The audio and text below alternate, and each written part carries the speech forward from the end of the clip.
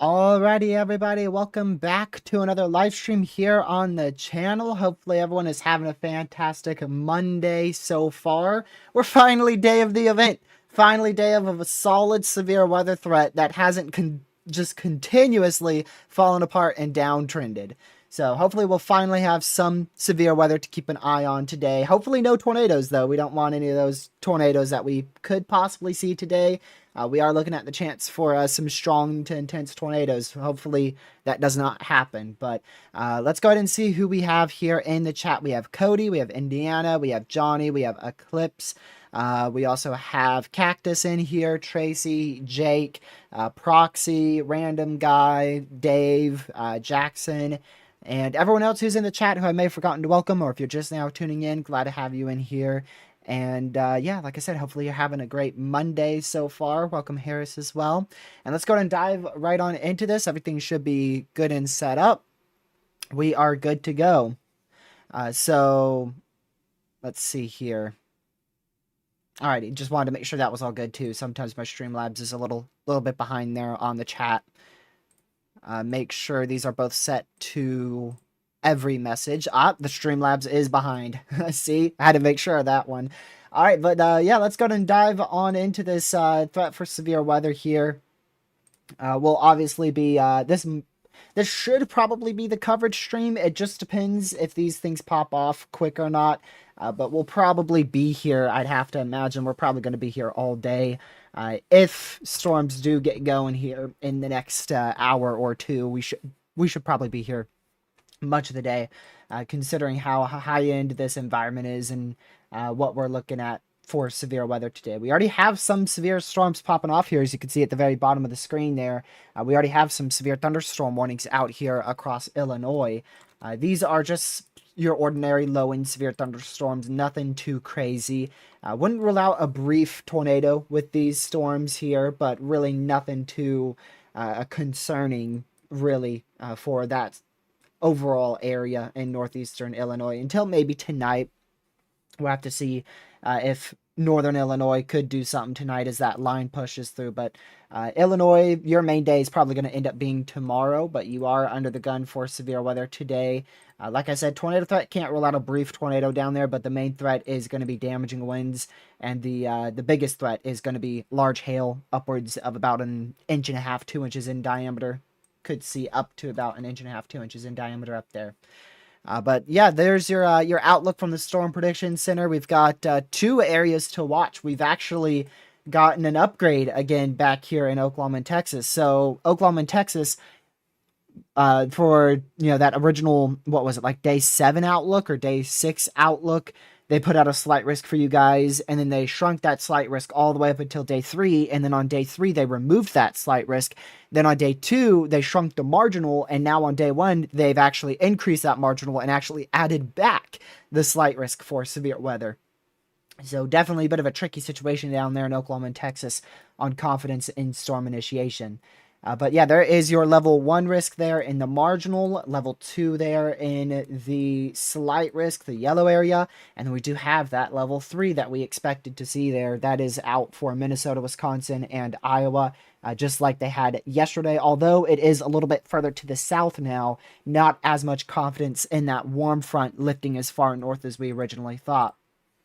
Tornado risk is what we were expecting. We do have a conditional strong tornado threat down here in Oklahoma. That is a 2% risk for tornado every 25 miles of a given point. 2% back up here in Chicago, back up into central Michigan. And then we actually do have a 5% here still, but we have a new 10 significant risk for tornadoes here. So we did end up getting that enhanced risk for tornadoes like we were talking about in yesterday's live stream. We were thinking we'd see a 10 sig tor today, and that does seem to be the case, as you can see here across Wisconsin and Minnesota. In this outlook, I mean, I really agree with this outlook overall. There's not enough confidence to increase it to a moderate for tornadoes, but maybe, I still wouldn't rule out at the 4 o'clock update. I wouldn't rule them out upgrading to a SIG 2 tornado risk for an intense tornado threat in that 5% and in the 10%, like a SIG 2 out in this area.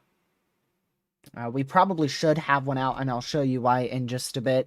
But I do agree with that 10 SIG one there. And that 5%, I saw a lot of discussion about that 5% being extended further to the west and that SIG risk being extended further to the west. I don't think the west extent is going to be a little bit tricky here. They may end up being off by like a county or two where storms end up becoming tornadic along that triple point. But overall, I don't really disagree with what they have there with the western extent for that tornado risk going into southwestern Minnesota. And then, of course, we do have our wind threat as well, which they didn't upgrade, but they did considerably expand.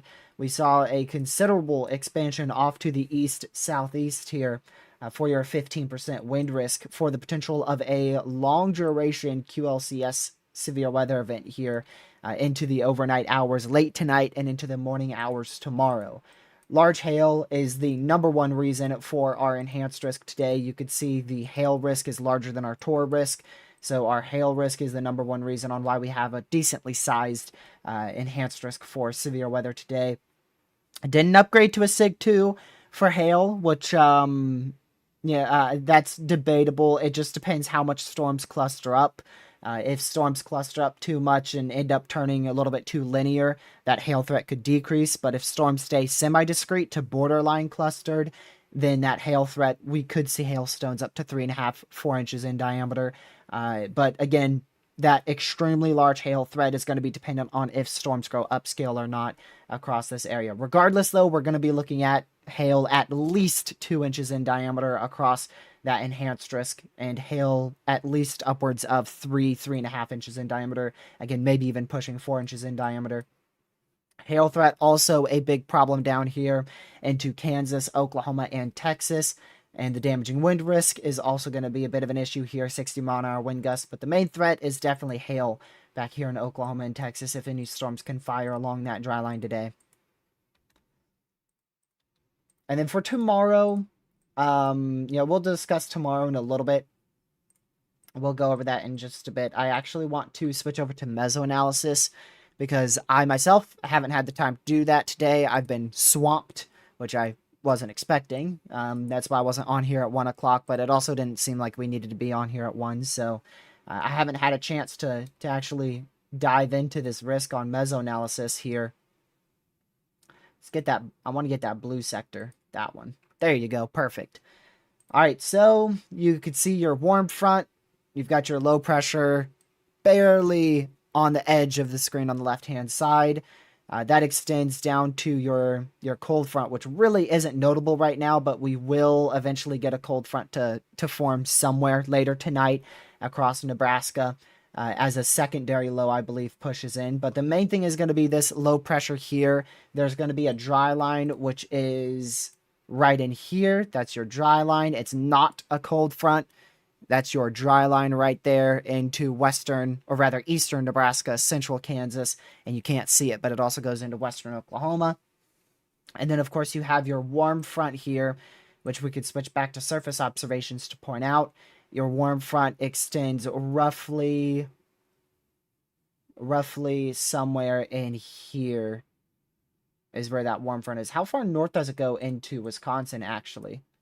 Yeah, it looks like it does go a little bit further north, so it does start to turn a little bit more north once you get into southeastern Minnesota into Wisconsin. It looks like that warm front is lifted a little bit more north. Let's go to this red sector here. Yeah, so you can see your warm front is pretty far north in Wisconsin, but then again, it dives back down to the south. Once you get back into Minnesota, that warm front is going down quite quickly. So not a very far northern extent for your warm front here in Minnesota just yet. That should change over the next 2 to 4 hours. We should see that lift up to the north quite well, and then most likely become fully uncapped as it goes into central Minnesota and northern Wisconsin. Your tornado environment, not very high end at the moment. That's because you've got a capping problem on the northern side of that warm sector in Minnesota. And then further to the south, I'm sure you have some sort of weaker wind shear. Yeah, definitely weaker wind shear further off to the south. So your best environment is definitely far from being present at the moment. That will be towards about 4 hours from now. That environment will become way more favorable, which it looks like Mesoanalysis is considerably less confident in that. Look at that environment along the dry line, though, out there in Iowa and Missouri. But Mesoanalysis not very confident in a notable environment across the warm front there, which is interesting. Not a lot of wind shear whatsoever. I wonder if that's going to be the case. Now I got to go look into that because I didn't see that on like the HRRR. I mean, there's a lack of wind shear, but once storms fire on that warm front at 6 o'clock, 6 o'clock, that wind shear increases considerably. So I don't know about that. That might be something we have to watch for, lower level wind shear. Have to keep an eye on that being a limiting factor for today. But yeah, if you go back over to your dew points here, I want to actually show you that cold front. So again, it's not, I don't really see a secondary low there, but your cold front doesn't really develop until later tonight. This is when your cold front develops here. Once you go to about late tonight, 10 o'clock, between 10 and 11, that's when we start seeing development of that cold front.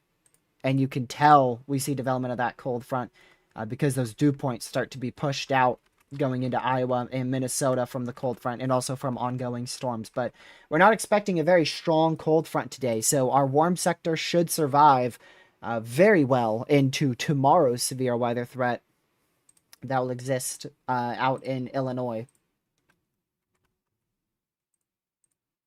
But yeah, you can see the HRRR shows a very, very large area under the gun for significant severe weather in Minnesota, even into eastern South Dakota, and then back into Wisconsin.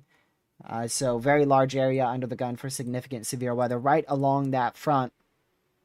And it's actually not the most favorable environment on this new run here. The older runs looked quite a bit more impressive from like yesterday.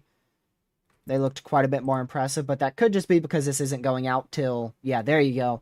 Once you get towards the night hours, towards sunset, your wind shear is going to increase even more. But by then, storms are going to be more clustered. So there's going to be kind of this balance between a good amount of wind shear and storms not being messy. So I think the number one underperformance factor for today's tornado threat is a messier mode. Because the first 2 hours of this event, from 3 p.m. to 5 p.m., we're not going to have a lot of wind shear. And then right about 5, 6 o'clock, we start to see that wind shear increase. And that's probably going to be your peak tornado threat. I have to imagine before those storms get extraordinarily clustered and linear, that's your peak tornado threat. So I have to imagine between 5 and 8 is probably your peak tornado threat. And then 9 o'clock storms get clustered, and we're probably still going to have a tornado threat present with any storms latched onto that front. But storms are going to be getting more clustered by then. And this will be a very long duration event, as well, as you guys are saying there in chat. This is going to be a long duration event. We're not looking at, just a 3-hour window here for tornadoes. Our peak may be 3 to 5 hours, but our entire event, our event begins here pretty soon. One actually could say that it's already underway because of these severe storms. But as for along our warm front, storms start up here between 3 and 4. We should see storms start to ignite here. And 3 to 4 p.m. Here in, within the next hour, storms fire. And they'll probably stay severe until they get to southeastern Michigan tomorrow morning. So we're looking at a severe threat from now all the way until 5, 6 a.m. tomorrow. So we're looking at a very, very, very long duration severe weather event tonight into tomorrow morning. But that main tornado threat is definitely going to be focused towards the late afternoon, the entire evening hours, and then into the early overnight hours. That tornado threat shouldn't be too present beyond about midnight, 1 a.m. Eastern is going to be when that tornado threat really decreases. And then tomorrow we do have a conditional tornado threat back up there in New York and Massachusetts. I'd be watching that because these could definitely be some sneaky supercells here tomorrow across the New England states. I don't think the SPC has a good risk out up there. Yeah, they don't have their 2% going that far east. This is tomorrow's outlook for severe weather. We do have a 5 hatched tornado risk here in Oklahoma, Kansas, and Texas. And then we have our newly added 10 significant tornado risk. I do think a moderate at this point is 50-50. I'm split between a moderate for tomorrow. I don't think they'll pull it. Actually, did they already do their day 2 update? I think they already did their day 2 update. Yeah, they already did their day 2 update. That's when they added the 10 hatched risk. So I don't think they'll pull that tomorrow morning either. I think if we see a moderate, it's going to be in the midday outlook when confidence is highest. Give me just a second. There we go. So it would be when confidence is highest in supercells. And right now, confidence isn't the most high at the moment. But you could see, I mean, HRRR definitely has some big-time supercells there. And that environment is very, very favorable. So I think tomorrow we could see a moderate. The most likely time for that would be them pulling the trigger at 4 p.m. Eastern. And that just comes down to how storms are looking at that time and if anything has fired at that time, which I don't think storms will fire until about 4 to 5 p.m. So, yeah, a moderate's going to be kind of like right. We're probably going to be right on the edge of seeing a moderate risk tomorrow for tornadoes. It's all going to just come down to what the SPC is thinking these storms will do. Very volatile environment right there. But the NAM, gracious. Yeah, the placement of that too varies. That is an absurd amount right there. That is a lot of uncertainty right there. I think the HRRR might be an outlier here. Shocker, am I right? I think the HRRR might be out on a limb on the placement of that highest severe threat. We'll have to see what the new HRRR has here as it's starting to render in for tomorrow. Yep, it's out to midnight tomorrow morning. All right, we do have a mesoscale discussion. I was just giving that a bit so that way it could fully come in before I go and take a look at it. Holy crap, only 80%? Interesting. I mean, 80%, they're still going to issue a watch, but on a 10 sig tour day, you expect a 95%, right? So didn't really expect to see an 80% when we got a 10 sig enhanced.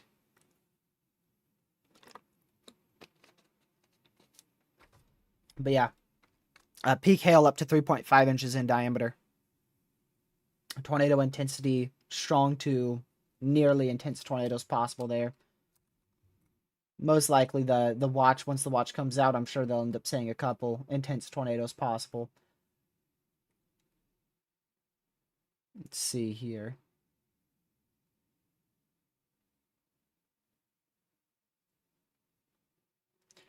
At the very least, a large hail threat should accompany supercells, regardless of whether they could sustain immediately north or south of the warm front. A few instances of 2+ inch hail possible. Should support supercells or upscale growing line segments with mesovortice anchors to the warm front, and then locally enhanced SRH with these storms may support a tornado threat. May support a tornado threat. May support a tornado threat. Excuse me? Am I blind? Am I not seeing something that they're seeing that's like not gonna increase this tor threat? SPC is saying it's over before it's over.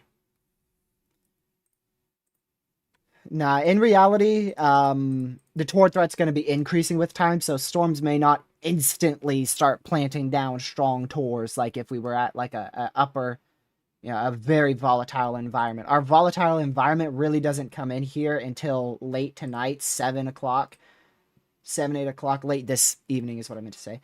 Late this evening is when that volatile environment starts coming in here. Once you see those very light reds getting into the pinks, that's where you're at a 10+ supercell composite. That's when you start to look at a volatile environment. And that's going to be roughly in this area here. But again, the thing is, storms might cluster up too quickly. So I think hail is going to be an absurd threat today. I think hail will be an absurd threat today. Is there another MCD out, Cody? Or are you talking about the next MCD? Because we're going to get another one sometime in southern Minnesota. Is there a new one out?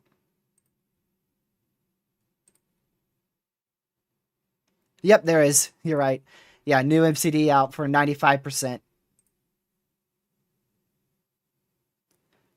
This looks to be in Illinois, though.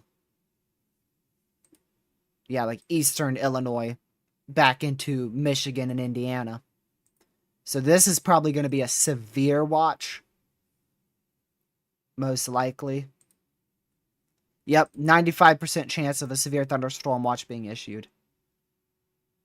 Oh, a severe thunderstorm watch is being issued. So they are actively issuing, and there's the severe watch. Look at that. Didn't even get time to get the MCD in, and they already issued the severe watch. Hail, biggest threat, followed by winds, and then followed by a brief tornado being possible. So your main threat is by far hail, followed by wind, and then just can't rule out a brief tor. But not a good tornado threat down there. So something that I'm actually concerned about for today, if I'm chasing, is the lower level SRH. That's going to be a big problem until we get to sunset. Or near sunset. Like I said, once we get to about 7 o'clock, that's when that SRH is going to be very favorable. 7 o'clock, we start getting into that 200+ SRH at the 0 to 1 kilometer. But before 7 o'clock, you can see here, this is 5. And, only a very few areas are barely getting near that 200 0 to 1 SRH. So sometime between like 6:30 and 7 o'clock, that's when our SRH is going to continue to jump. And then once that sun sets, like I said, about 8 o'clock, 9 o'clock, everything just explodes for that wind shear as the lower level jet increases rapidly. The real target was eastern Kansas all along. We'll have to watch out for some random supercells that try to fire like along the dry line and just near the low pressure. But our main area where we're like pretty much guaranteeing severe weather is along that warm front in southern Minnesota, into extreme eastern South Dakota, and into Wisconsin.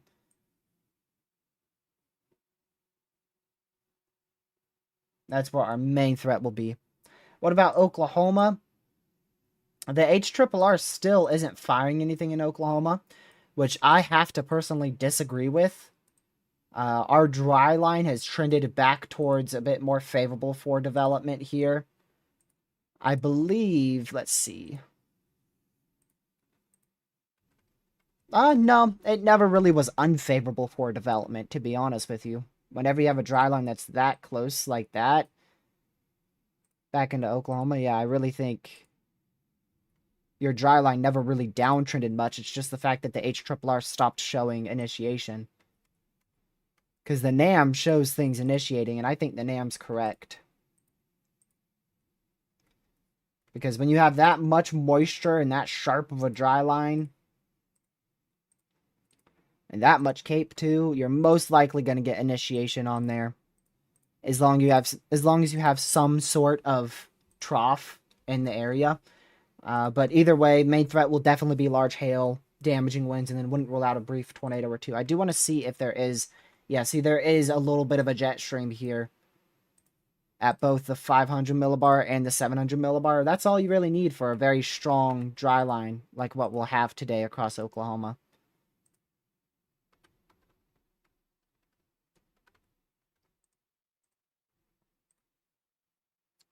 Southwest Missouri.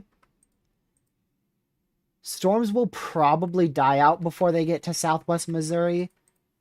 But you are, like, barely... Yeah, you are outside of that main risk. The main risk stops at about Tulsa now. But you'll have a better threat for severe weather tomorrow. And pretty much if you're just not anywhere but the Boot Hill of Missouri is going to be under the risk for severe weather tomorrow in Missouri. And if you don't get severe weather there, then you'll have a chance for severe weather on day 3. Is this is Wednesday. If you don't get severe weather then you'll have a risk on Friday. So, you know, Missouri, you've got like 3 days of severe weather possible. Yeah, that's severe alert that y'all probably got there in northern Indiana, far northeastern Illinois, and southwestern Michigan. That's a severe thunderstorm watch, which means conditions are favorable for the development of severe thunderstorms. And you can see we do have a cluster of severe storms here producing up to 60-mile-an-hour winds and up to 1-inch hail at the moment. That's in, that's just the south of Chicago, Illinois.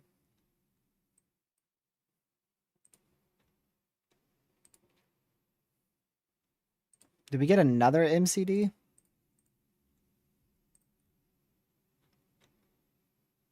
Okay, no. I didn't get another notification just yet. You might be talking about the one in Illinois.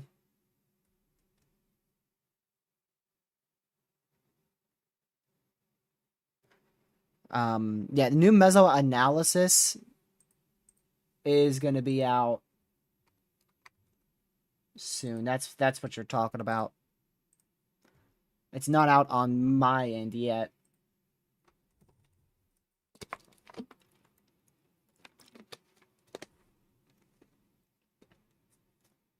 Let's see. How high are the tour chances tomorrow for Illinois? It depends. If you are like south of Bloomington, not very high. If you're south of Bloomington or right around Bloomington, not very high. The problem is once you get north of Bloomington. So if you're back up in, you know, close to Davenport, around the Chicago area, Rockford, Freeport, northern Illinois is where those tornado probabilities are pretty high. So that's the area to watch tomorrow.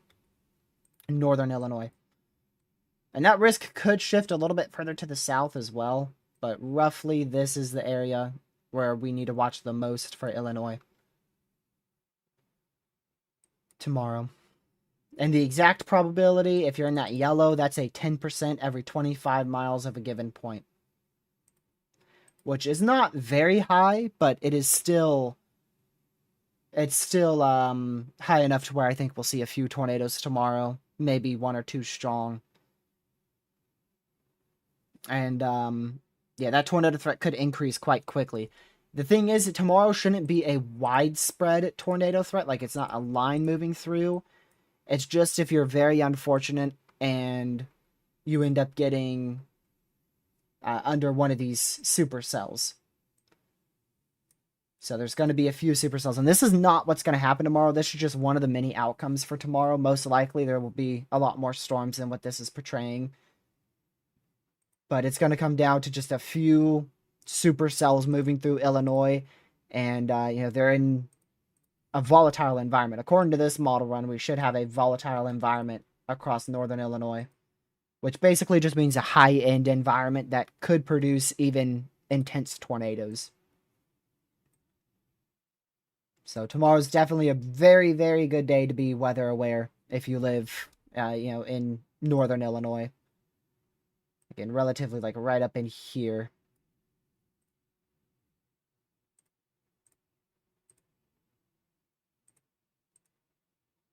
Waiting to see our mesoanalysis. It's not coming in yet. All right, let me go ahead and switch that on over again. See if these storms are trying to pop off at all. Yeah, these storms are staying relatively weak at the moment, so that's good news, but we should see storms explode off the warm front as it slowly drifts up to the north. This is something right here. I don't know if that's like a CU field that is developed or something, or if that's like near where your warm front is.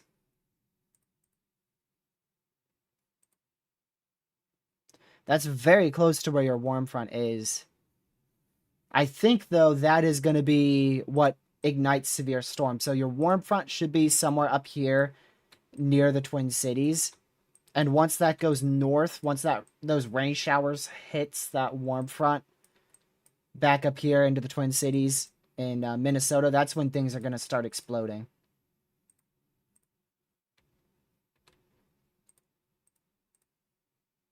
And let me go to, we have a sub-hourly HRRR. So yeah, you could see that's what the HRRR is generally thinking is initiating thunderstorms right now. The HRRR definitely has it a little bit further to the south than what it actually is. And then that's going to be what starts igniting our severe storms here. Especially once we get to 5, 6 o'clock, that's when storms are going to really start exploding. But the HRRR is really saying within the next 40 minutes, storms should start exploding along that area of convection. Very light convection. And you can see on the tail end of that, storms have already started to go up, but they're not really that crazy. Is tomorrow a nocturnal event? Tomorrow is going to be like an early evening all the way until into the overnight hours.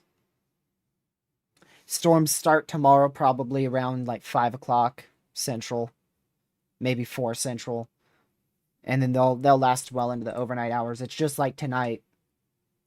Today storms are going to really start exploding here. About 5 o'clock is when our main severe threat begins, and our peak severe threat and our peak tornado threat is going to be from about 6 o'clock to maybe 9 or 10. Then those storms cluster up, the tornado threat goes down, but still you'll have a risk for tornadoes and severe weather all the way up until probably 5 a.m. tomorrow morning. Which this HRRR says that main risk is over around 2 a.m. Your main risk for severe weather finishes at about 2, 3 a.m. But you could still get some gusty winds up until, like I said, 5, 6 a.m. tomorrow morning. And depending on what happens with that, we'll have to watch how much that affects our warm sector, because if that line is too big, it could definitely wipe out our warm sector. That might be a big difference between the HRRR and the NAM. That is your difference between the HRRR and the NAM. the NAM kills this line very, very quickly. So instead of it being, this huge squall line from northern Michigan all the way into central Iowa, it's instead this tiny little line here in Michigan, which barely hurts the warm sector. It really only hurts the warm sector in southern Michigan. Whereas the HRRR here, the new HRRR, I mean, it keeps convection all the way down into almost eastern Iowa. So that's going to be something we have to watch for tomorrow, because that could definitely limit our eastward extent of our severe threat. That is, if that does occur. We'll have to see, when we wake up tomorrow, how much morning convection we have. Hi, Lopez. Yeah, I'm expecting at least 1 or 2 tornado watches later today. At least 1 or 2. Yeah, we do have a super typhoon out here. That's north of Guam. What do they have that at right now? That peaked last night as we were ending stream. That peaked at 185 mile per hour sustained, 896 millibar when we were live yesterday.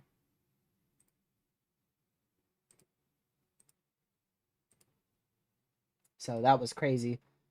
According to the JTWC, this is still 175 mile per hour super typhoon with a central millibar of 903.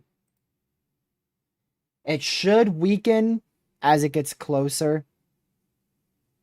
It should continue to weaken. Not very rapidly, but pretty quick.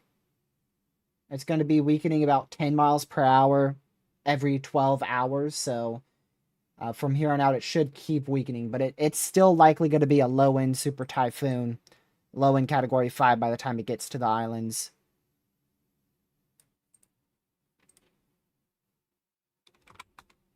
Yeah, velocity is insane. I mean, that's what you have with typhoons and hurricanes.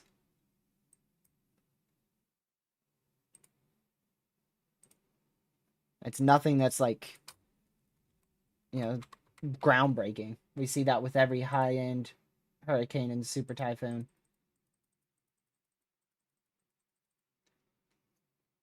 Velocities start to look insane on hurricanes when they hit about like Cat 3. Got down to 888, not according to the JTWC. That's what I go off of.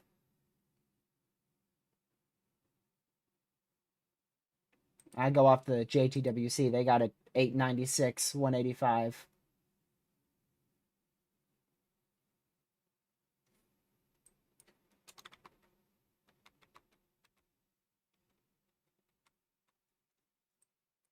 Let's see here. Oh, little storm popping up here in South Dakota, but I mean, those should remain relatively weak for now.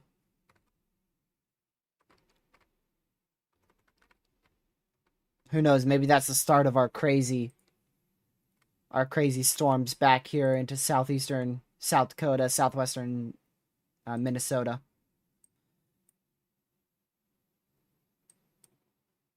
Yeah, very, very cool to look at. The only problem is this area is pretty dang populated, and it's going to go like right... It's going to go like right up through... Not like that. It's going to go like up in here. It should go somewhere between in here.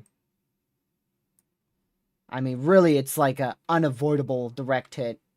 No, really, no matter what, we should have a landfall in this one of these 2 islands here. And unfortunately, both of them are pretty populated. There's a whole lot of population on the east side of the island, west side of the island, and then even some on the northwest side of the island. Not as much population down in here, but you could still see there's definitely still some pretty populated towns. I don't think it's nearly as populated as Guam is, but, definitely not a good scenario. That's for sure. A good scenario would be, this continues to try to curve out to sea. But yeah, you could see here. Likely going to go directly over the islands. Big beast, too. It is on the northern side of the cone, too, so yeah, it's probably going to go directly over this very populated island. This is the simulated wind gusts, although it's likely being underdone. Just to show you, most likely it's going to go over those islands. I don't know the exact population. I just know that it's populated.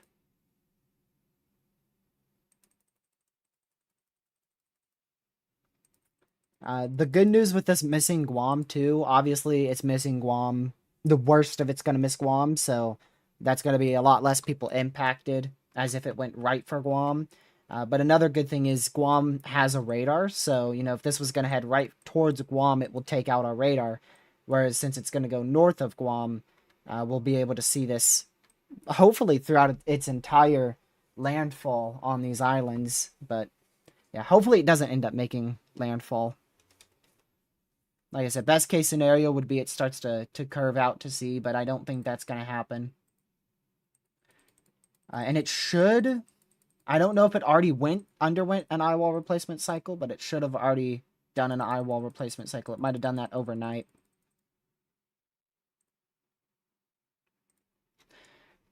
Yeah, we'll check back on that every now and then when we get bored, just to see how it looks. Because right now it's not like anything, it's not doing anything too significant to the islands. The outer bands are hitting those islands.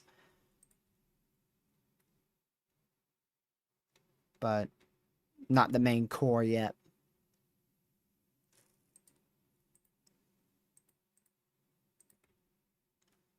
Day 3 outlook for Wednesday just came out. I forgot about that. They kept that slight risk, no surprise. Doesn't really look like Wednesday's going to be too bad of a tornado day. Not really looking at a good environment. Best chance for tornadoes on Wednesday will probably be back up into Illinois and Wisconsin, back near the triple point. Back near the warm front and triple point.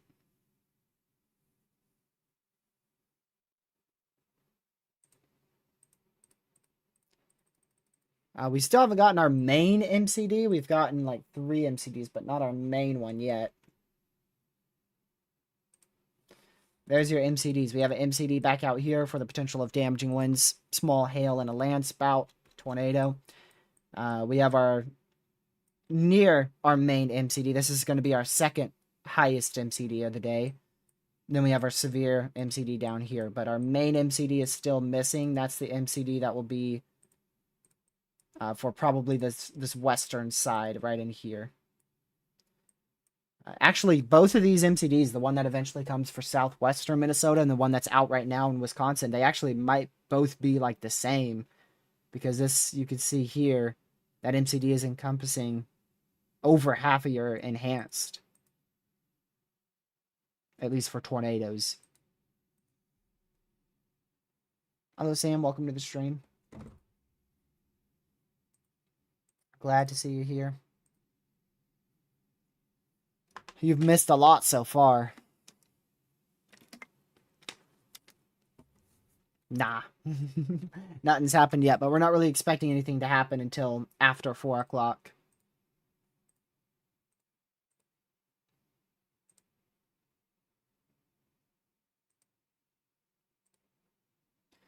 Let's see. Is that the right? Okay, there you go. There's your new Mesoanalysis.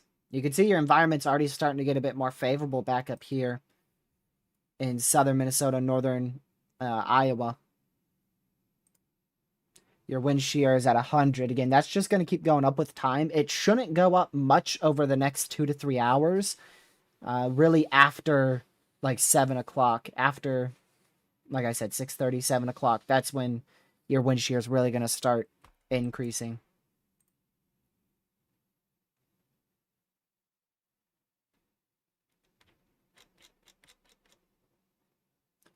Yeah, your dew points not looking too bad. Not looking that bad, except for in southwestern Minnesota. But not too shabby. If I were chasing today, definitely would be a hard target because of the sloppy nature of today's event. And that sloppy nature is going to mean a lot of clustering, a lot of heavily rain-wrapped supercells. So you're looking at a whole lot of hail, definitely some damaging winds. And that tornado threat could be limited a bit with the clustering of these storms. That's why we're not looking at a moderate today. We'll just have to wait and see how things play out.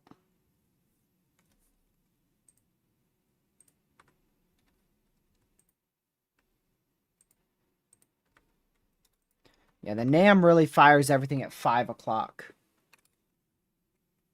5 o'clock, 5, 6 o'clock is when everything pops up on the NAM 3K. And then tomorrow's event, we're going to have to watch closely on what happens with the convection tonight. Again, that depends greatly. That will really, really influence tomorrow's severe threat. You could see the big difference between the HRRR and the NAM. Big differences in the warm sector. I don't think the HRRR is handling it very well. But I also think the NAM might be overdoing it a bit. Is it 18Z in for tomorrow? It is. Yeah, that shows a little bit more of a severe threat, but it still keeps everything clustered and messy. So I don't think the HRRR has really got a hold on this event yet.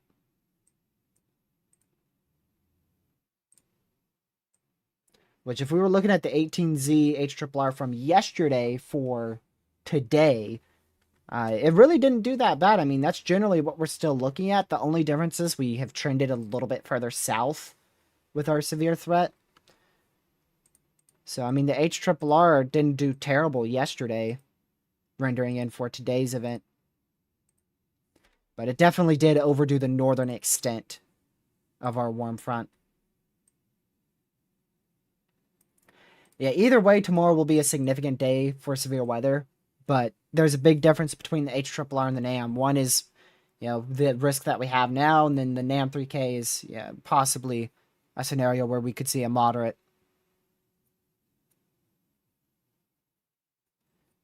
Cape levels for tomorrow, we're probably looking at upper 4K Cape. Or upwards of 4K Cape.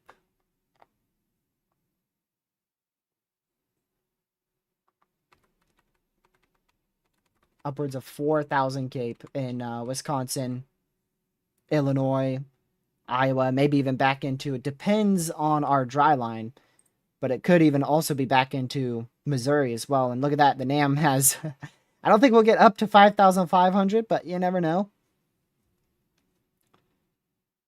Never know, NAM 3K could be right with that, but I doubt it.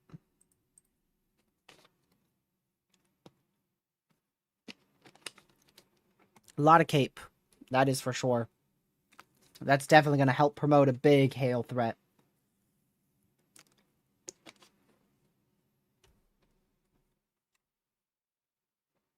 Yeah, that's not too unusual for this time of the year to see 3,500 to 4,000 Cape. Now, if we actually do get to 5,500, that is a little bit more unusual, especially if that occurs in like northern Missouri or northern Illinois. Typically this time of year, the only area you're going to see 5,500 Cape is back in Oklahoma and Texas. Not typically possible back up into Missouri and Illinois. However, I think the NAM 3K is going to be overdoing that.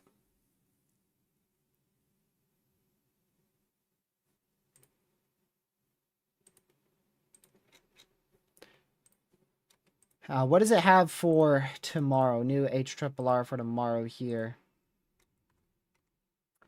Yeah, definitely fires in Oklahoma and Kansas. Although not the best environment.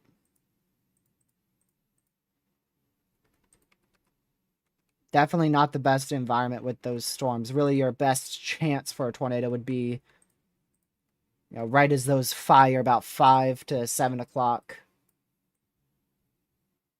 So I'm not too interested in a good tornado threat for tomorrow. The SPC has a 5 sig down there for a reason, but right now models aren't really handling the threat that well. The NAM, again, NAM 3K might be handling that threat a little bit better than the HRRR.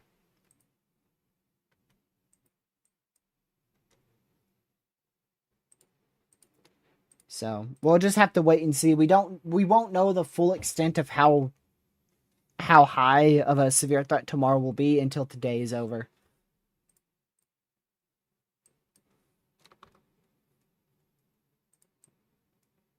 Up, starting to see a little bit stronger storms trying to pop up here.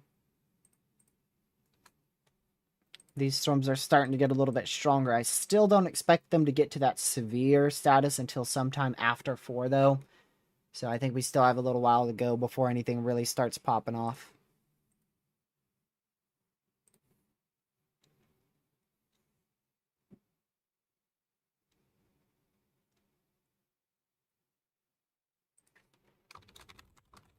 I did want to see if StormNet changed anything. StormNet's been very good recently.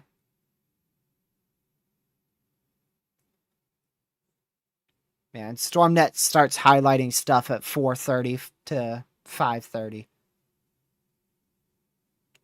So 4:30 to 5:30 is when stuff should start popping off. And then the peak tornado threat on StormNet is from about 7 o'clock all the way till midnight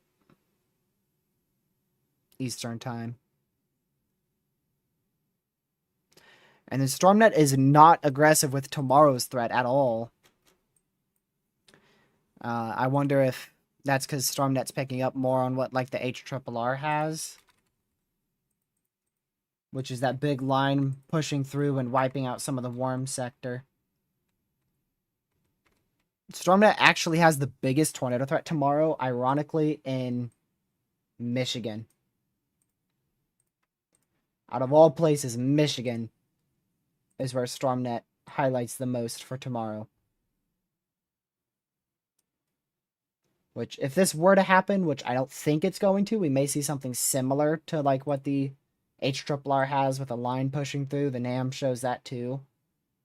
But I don't think Michigan is going to end up being our primary spot for tornadoes tomorrow. I mean, considering the SIG risk, they're most likely going to expand that 5 SIG into Michigan. Because even the NAM and NAM 3K and HRRR, they all agree with that. It's just the significant tornado threat is a little bit more disagreeable between the models.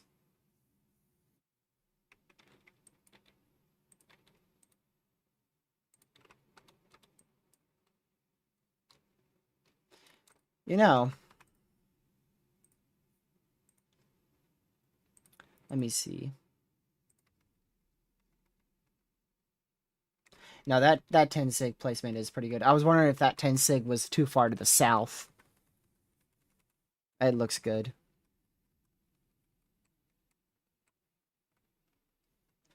And then I'm still interested in whatever the HRRR's been picking up on for an absurd amount of model runs with this storm back here in South Dakota.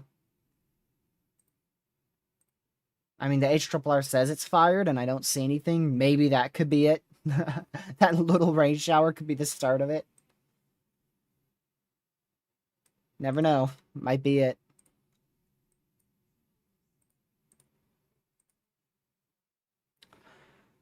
Oklahoma MCD. Let's see.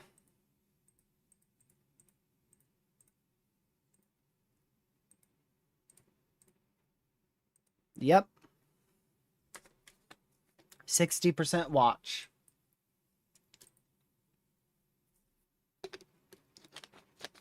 Oh, Oklahoma's thought might be a little bit more interesting to watch because it's going to be the a crazy dry line threat.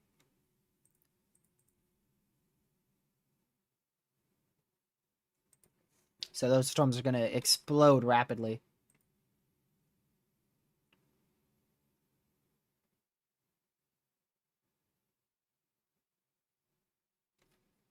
But again, HRRR doesn't pick up on that. That's probably just the HRRR being the HRRR.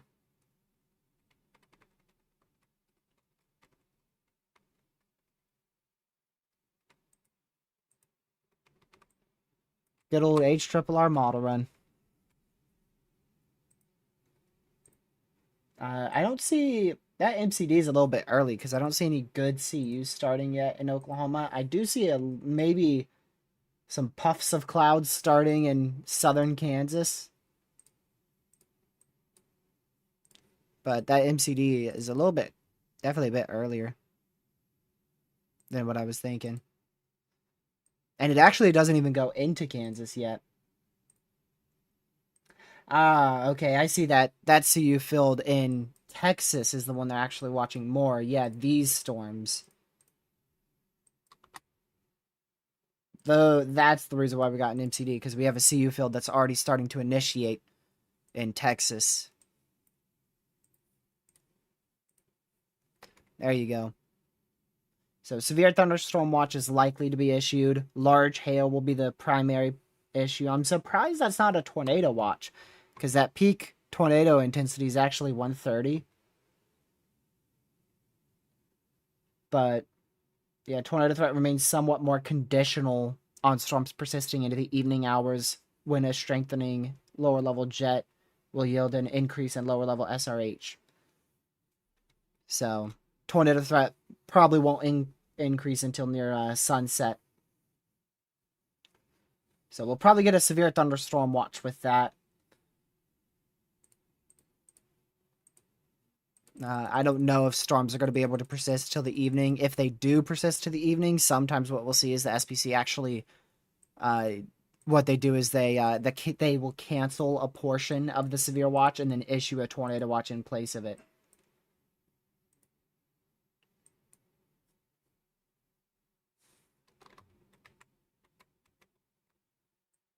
Well, we're really starting to see some storms bubble up now.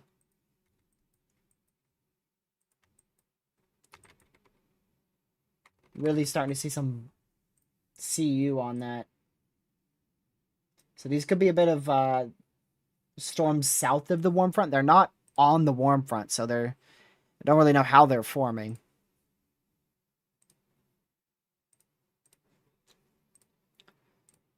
Yeah, they are still in that partially capped environment too. So pretty impressive that they're forming. They shouldn't be able to get too strong here with that capping in place. You could still see we even still have a trisolot right in here at the about 750, 800 millibar. But still have a bit of a cap there. But with all that clearing, that capping, it won't stay long. I think tomorrow has probably uptrended a little bit, but not a lot. The main thing we're gonna have to just watch for tomorrow is that line tonight, to see how much that line pushes instability away. Because again, the HRRR takes out a bunch of Cape from Michigan, Ohio, all the way back into Illinois and Wisconsin. Whereas the NAM takes out only a little bit of Cape in Wisconsin, and that's it.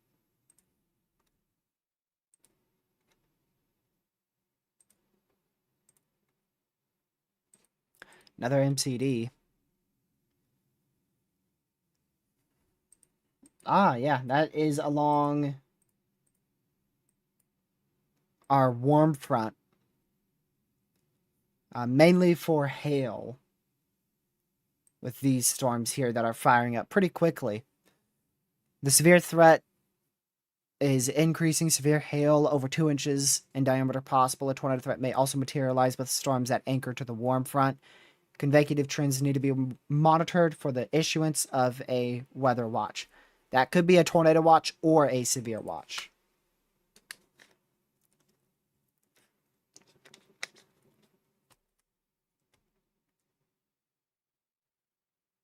They mentioned 4+ hail? On what? Where? I didn't see that on no MCD.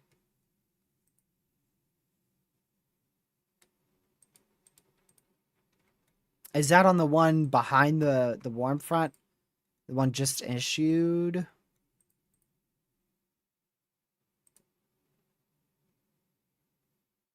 South Dakota, Nebraska one? Oh, wow. Yeah, an instance of 4+ inch diameter hail can't be completely ruled out. Wow. Dang. Hey, that was my reaction, Critty. That's what I said. Yeah, I mean, that is definitely possible if a storm can really, really explode here. I mean, there's so much cape up there, too. Look at that. You're looking at 3,000 cape. So, I mean, this is right in here. I mean, that is a great environment for hail. Not the best environment for tornadoes at all. Your tornado threat would definitely increase with eastward extent. Once you get closer to southern Minnesota, that tornado threat would get higher. So let me show you that MCD here. If I can find it. Apparently there are 0 MCDs active, so you know what we're going to have to do? We're going to have to refresh. There you go. So there's your MCD for the potential of... they mentioned even greater than 4-inch hail. Yeah, an instance of 4+ inch hail. So they actually mentioned hail greater than 4 inches in diameter being possible.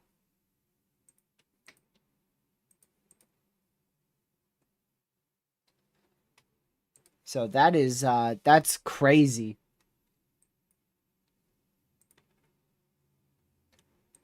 So we should get a, either a severe watch or a tornado watch in that red area you see across South Dakota, Nebraska, Iowa, and even into the smallest sliver of Minnesota here. We should get that watch probably in about 2 hours or so, within the next hour or two. Yeah, we should get a watch before 5:15. Thank you, Use the Force, for becoming an EF3 member for a month now. I really appreciate it. Thank you for renewing your membership, and I appreciate it greatly. And I'm glad that you love the coverage. I appreciate that.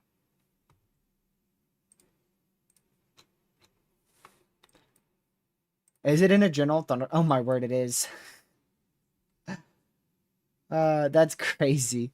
I don't think that's the most likely case for 4-inch hail. I think our best risk for 4-inch hail would be if we get any semi-discrete supercell up in here.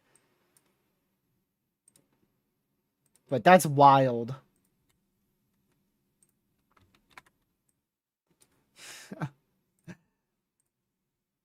Gracious.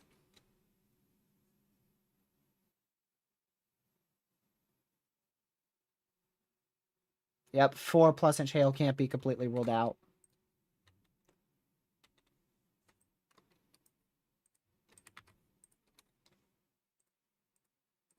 Give me just a moment.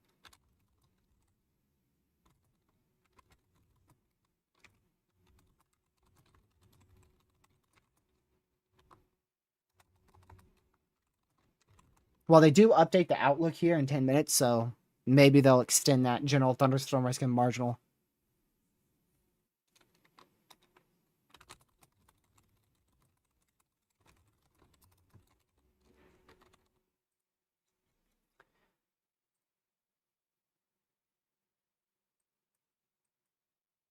Cool Texas looking like today. Appreciate the $5 donation. Cool Texas. Now, you are barely outside that primary risk for severe weather today. The main risk is definitely hail, and there also could be damaging winds up to 55, 60 miles per hour. Won't fully rule out a tornado, but it looks like all those main hazards will mainly be from northern Oklahoma into northern Texas. So we'll have to see if anything fires with that far southern extent. There's more uncertainty with that. But if storms do fire, your risk is likely going to be late in the evening. So if you do end up with strong or severe storms, it will be probably once it's dark.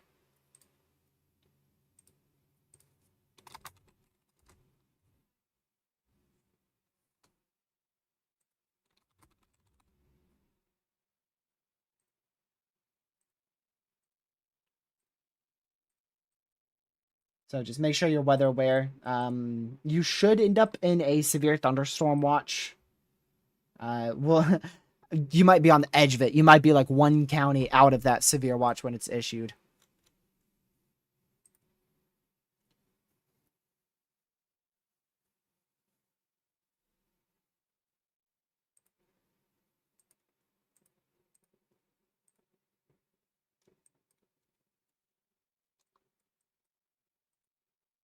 Now we wait for the SPC outlook,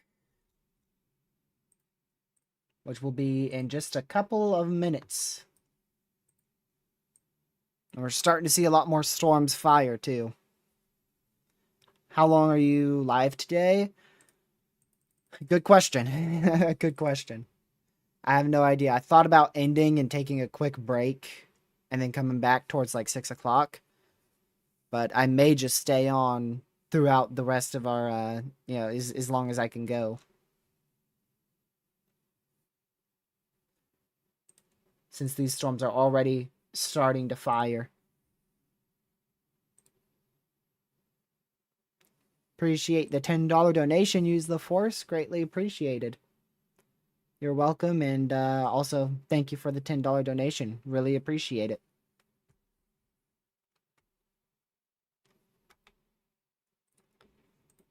So our SPC outlook comes out here in roughly 8 minutes. I don't think they're going to be changing much.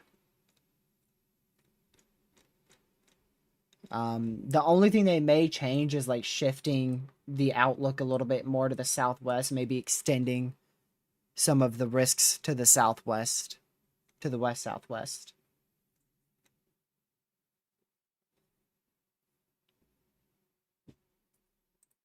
But I don't expect any big changes to the SPC outlook. We'll have to watch these storms because they could become a problem here soon. I mean, we are at a pretty good environment up here. As long as they're not firing too far to the north. I gotta try to click that blue sector. There we go. Yeah, they're firing right where that wind shear is still present. They're firing right on where that wind shear is still present, so... Yeah, we'll have to watch to see if these storms can intensify at all.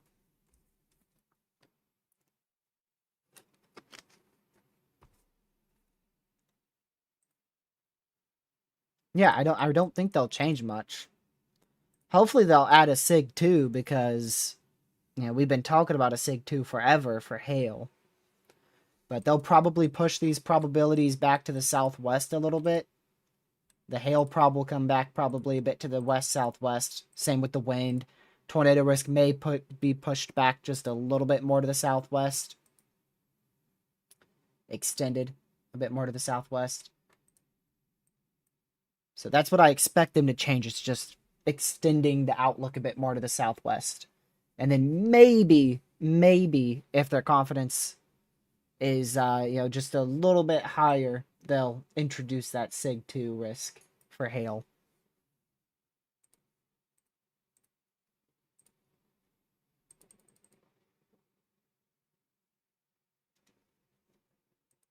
But that's a maybe.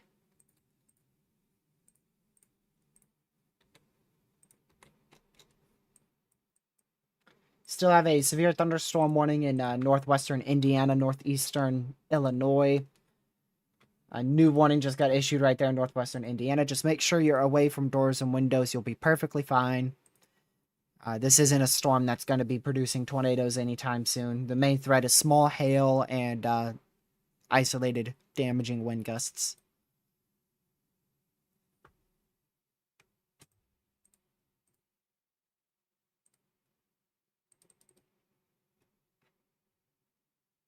I think the biggest thing, though, today is probably going to be hail. That's probably going to be the...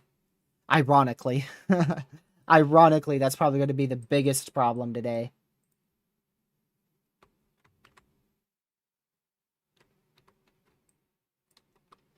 I've always loved looking at loops of typhoons. Look at that.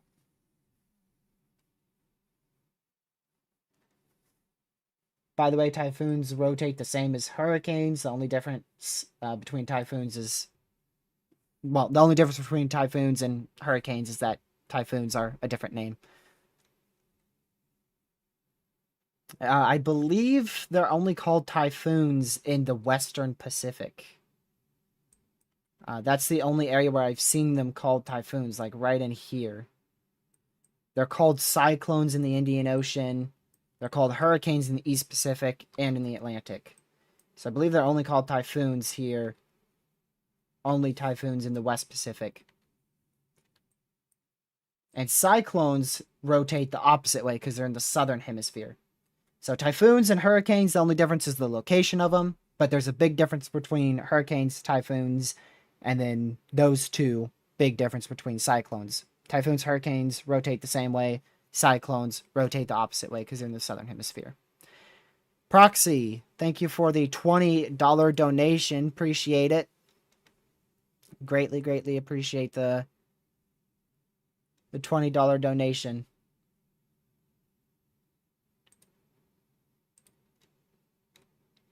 So, yeah, appreciate that. Thank you. Make sure I heart that. Perfect. New Age Triple R. Eh. I wonder if that site is running today. What is it called? Oh, I forgot it. I forget it so much. Typically, they only run it on moderates and high risk days, but sometimes it runs on enhanced risk days. WOFIS, that's it.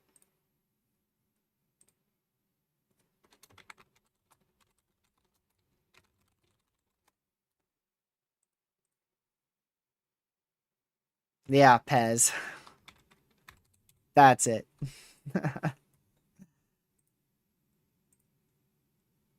Me and Pez were trying to figure that out today. Pez was thinking I was going insane. It is running. WOFIS is actually running. It sure is running. I'm going to save that link because I can never remember it for the life of me. So I'm going to go ahead and put that in my links to save. And I'll post it in the chat too if you guys want to see it. So let's just run through this, although it's not the most accurate. Yeah, there's your new SPC outlook. Hold on. Hold. We'll look through that in a bit. It looks like they barely changed the outlook. They extended the marginal a bit more to the southwest. The slight risk, they barely extended a bit to the southwest. They also... Looks like they kept the slight risk here in Oklahoma and Texas. They expanded the marginal here in Oklahoma and Texas ever so slightly off to the northeast. So just very small adjustments. They pushed this marginal to the southwest. They extended this marginal to the northeast. And it looks like that was the two primary changes. And they also disextended the marginal and slight risk a little bit from the north side too. So just very small minor adjustments on that outlook. But what we really care about is the probabilities. Let's see if they change the probabilities at all.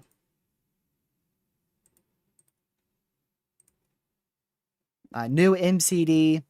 This is our primary MCD. This is indeed our primary MCD here.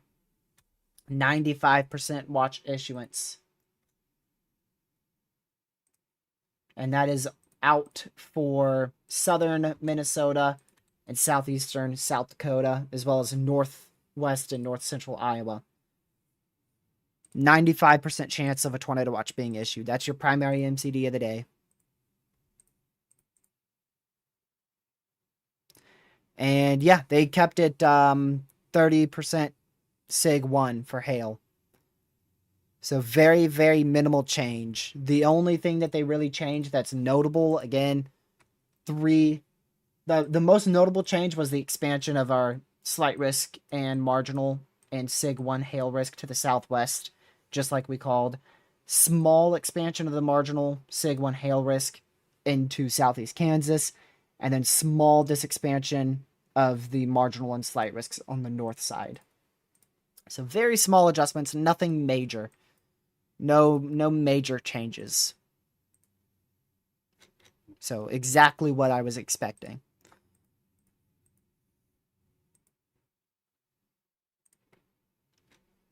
Let me get that MCD up for y'all real quick.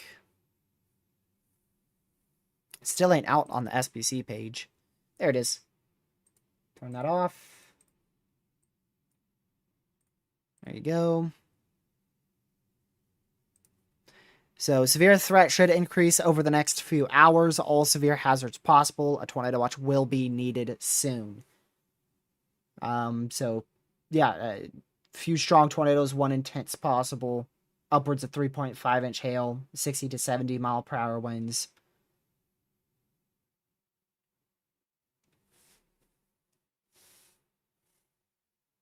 Yeah, strong tornadoes will be possible.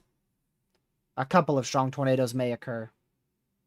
Both of that is the wording from the MCD there.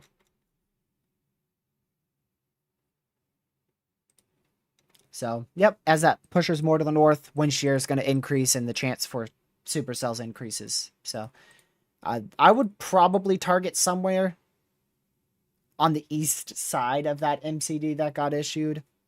Take a look at WOFIS, see what WOFIS has.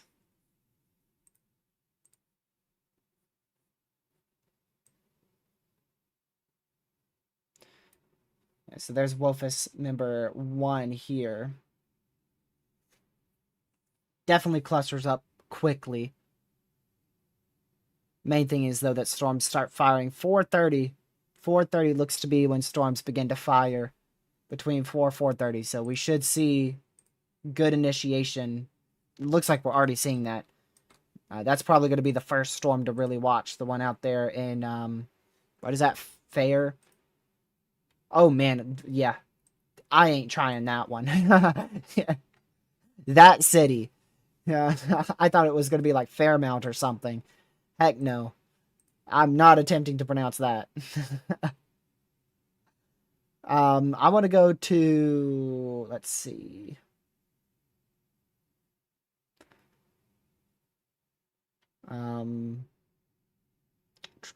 Forgot where it is. It's been a hot minute.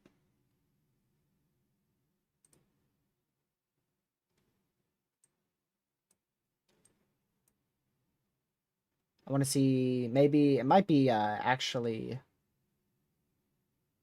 like this. Nah. There you go. That's a lot of updraft to list tracks right there. A lot of updraft tracks. But what I really want is this, I believe. Yes. This is what I was really trying to find right there. So you could see there's very high confidence in large hail across west central Wisconsin, southeastern Minnesota. Pretty good confidence in updraft tracks, even into northwest Iowa, southern Minnesota.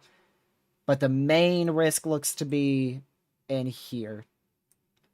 So if you're looking for a tornado threat, which most chasers, that's what you're going to be going for. You probably want to try to target the tail end Charlie or the far southwest storm in southern Minnesota.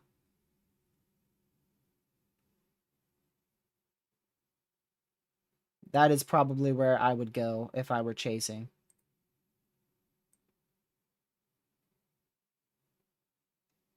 Yeah, that warm front doesn't lift much further north at all on the new WOFUS run there.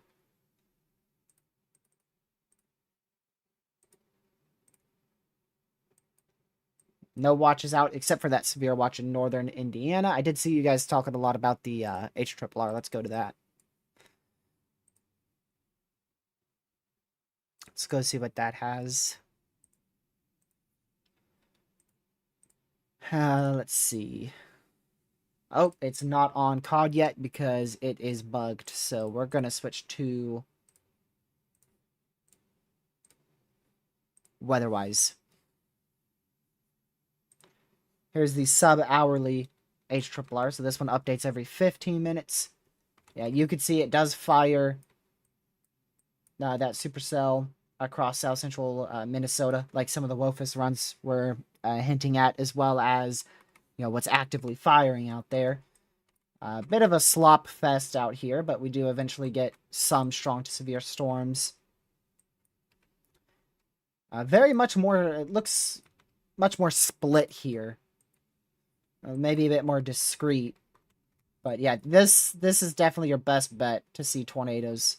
Would probably be southern Minnesota. That would probably be your best bet. And this is for 8:30. This would probably produce a strong to intense tornado. That is right in probably your most favorable environment, if I'd have to imagine. Let's go take a look at that. See how good that environment is at about 8. Should be pretty good. Yeah, you can see the little dot right there. That's probably the environment that it's in, right in here. So that's probably your most favorable environment. But it does get clustered quick. Look at that. So that would be your main tornado threat would be from about 6 to 8 o'clock with this cluster in here.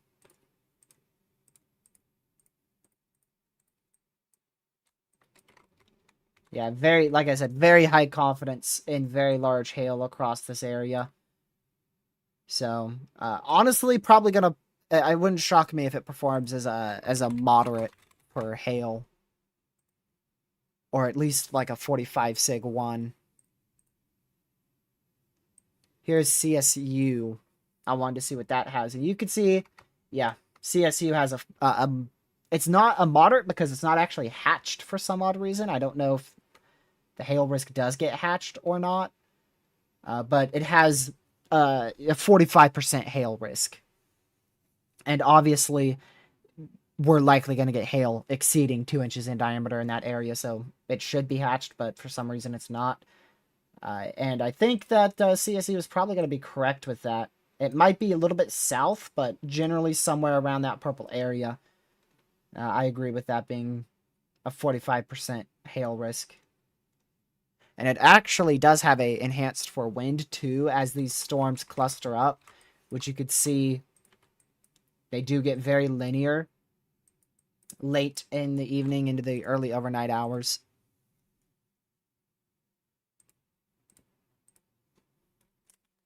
I'm here, Lucky.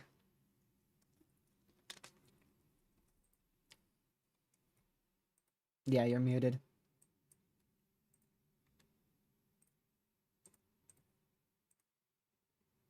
Bro. Oh, yep, there's your tornado watch.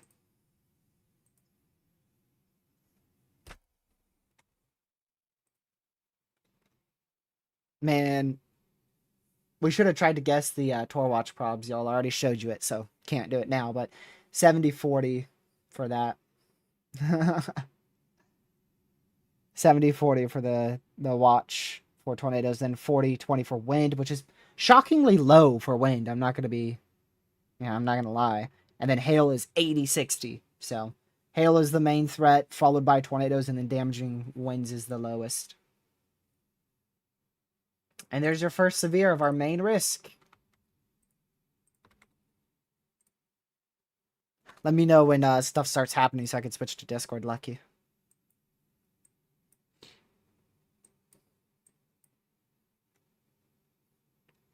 Yeah, I'll keep you muted.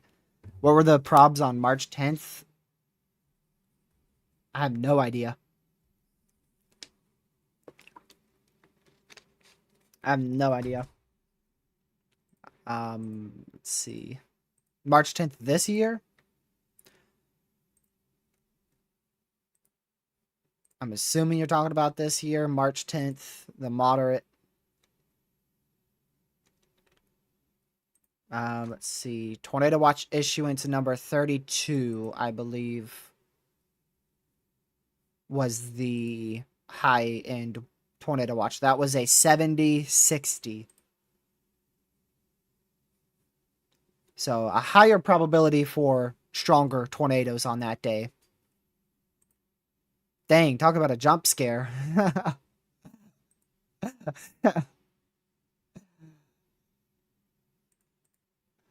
Glad I had it muted. Yeah. Let's see. SPC wording for that watch is a few tornadoes likely, widespread, large hail up to 3 inches in diameter likely, widespread, or rather scattered wind gusts up to 70-mile-per-hour winds possible. They also denote a couple intense tornadoes possible, just like I thought they would.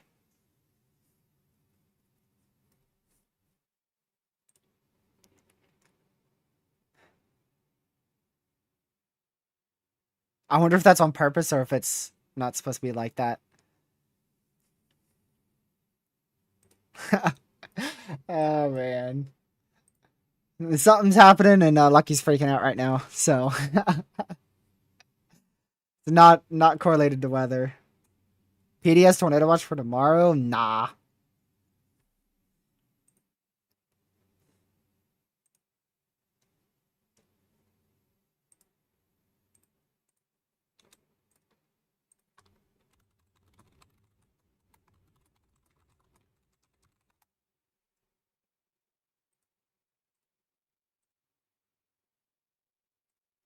Okay.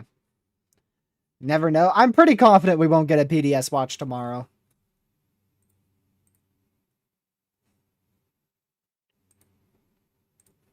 Pretty confident.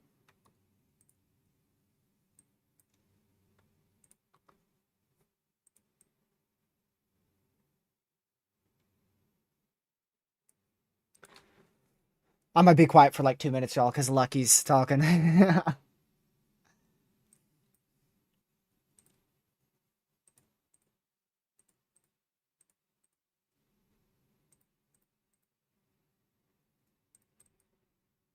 Those bubblers have been in Texas for a while, Jake. We've got a severe... Is that even in the risk today? Good on the SPC for getting that one in the risk. Look at that. 1 inch hail, 60-mile-an-hour wind, severe there. So if you're in that area, just stay away from doors and windows. You'll be fine. It should be a near zero tornado threat with that. Is HRRR awake? Nope. HRRR is still sleeping on College DuPage. Oh, shoot. Look at that. CSU has a 15% tornado risk, southern Wisconsin tomorrow. Well, 53% SIG hail and 46% SIG wind. Very aggressive 12Z on that.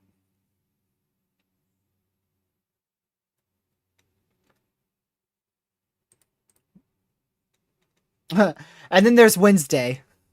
I'm surprised that 2%. I think that CSU is wrong with that. I think our main tornado threat's probably going to be back into Wisconsin further. But yeah, this is CSU. This is not the SPC.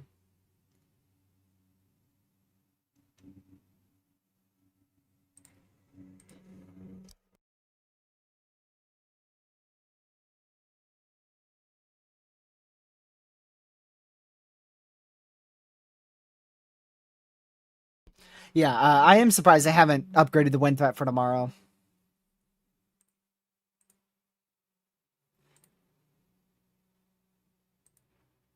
I am surprised by that. Was NATOcast have...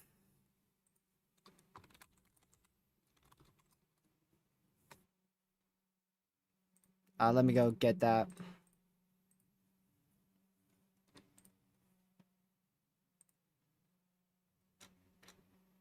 April 13th. 5% for today.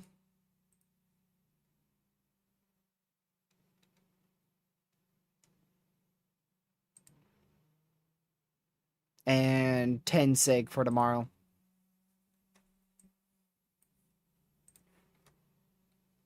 Big 5%. Look at that.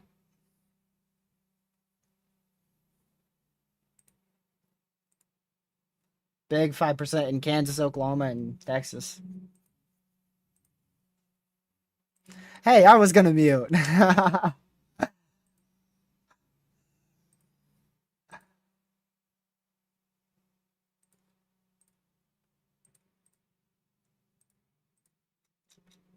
Yeah, NATOcast not aggressive for today or tomorrow.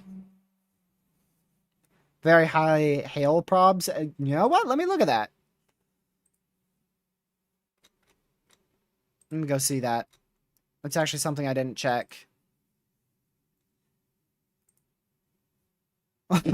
Dude, NATOcast has a 60 sig hail tomorrow. What? What the heck? What? Yo, that's wild. This is not the absolutely calibrated. What does the absolutely calibrated look like then? Now I gotta go look at the absolutely calibrated. Let's see. There's absolutely calibrated, but that's not accurate. It's extraordinarily rare that absolutely calibrated verifies.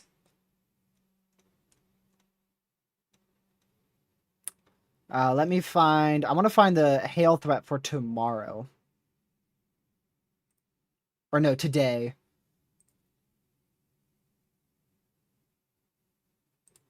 There, this is for today. Also, for some reason, that's a weird spot for the 60 sig. But yeah, generally you could see the same thinking as what the SBC has with that 30%. No widespread 45% or 60%. So like those little tiny targets like that typically don't typically verify, but you know, sometimes NATOcast can sniff out a perfect target. Sometimes it does that, mainly when it comes to conditional tornado threats.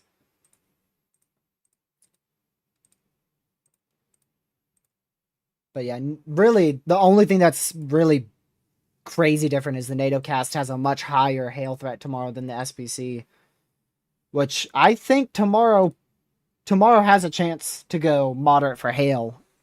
Today did too. It's just it doesn't seem the SBC is not going to do it because we already had the last update before storms go crazy. Our next SBC update is 9 o'clock. Storms will be well underway by then.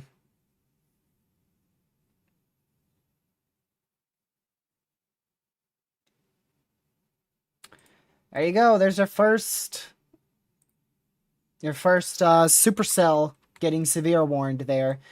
We'll probably get a severe watch, I'd have to imagine, north of that tornado watch, right?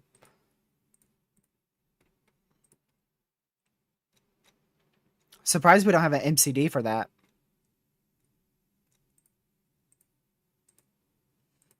Yeah, I don't know what's happening over there.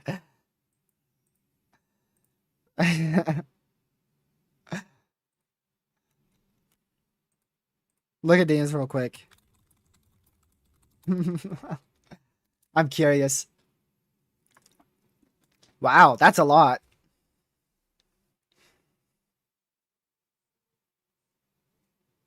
Yeah, that's today's date, buddy.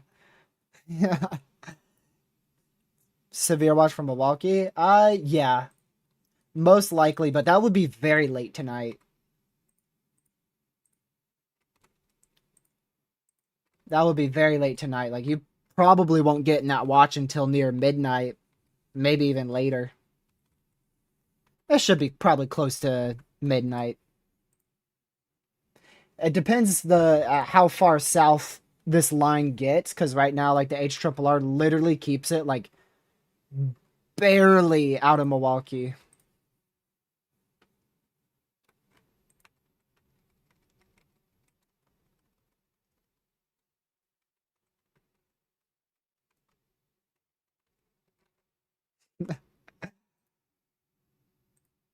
I'm surprised you're not muted, Lucky.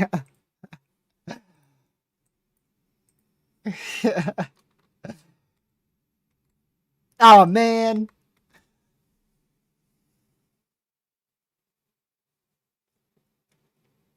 Friday? I haven't looked at Friday. You guys are talking about Friday. I haven't looked at it today, at least. Gracious! Whoa! uh... Holy crap! Whoa! All of our models uptrended.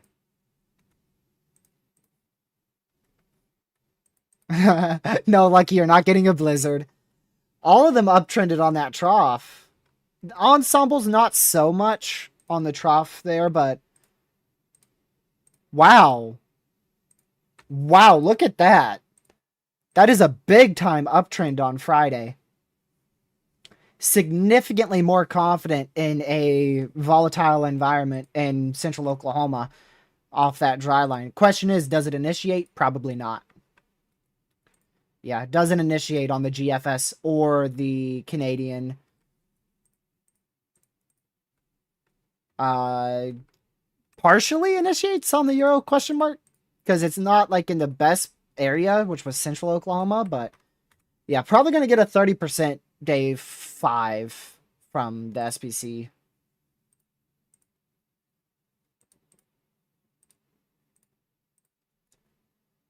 No, day 4. It'd be day 4. Forgot how far out Friday was. So yeah, when that updates, we'll probably see a 30% contour for Kansas day 4. As long as that holds on the 00Z runs, which I think it's going to.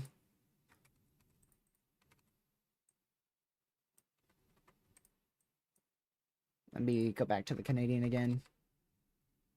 What about Saturday? Not enough Cape. Well, it gets there. Okay, you know what I want to go look at now? I'm going to go check the CSU.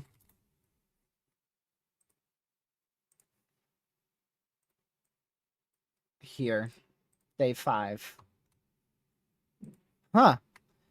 Has a 30% in Iowa. Look at the tiny little 30% on CSU. Tiniest little 30% right there.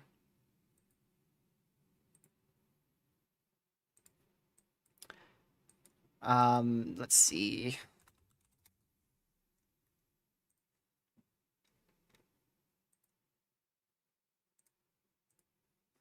Let's check this. Monday, Tuesday, Wednesday, Thursday, Friday.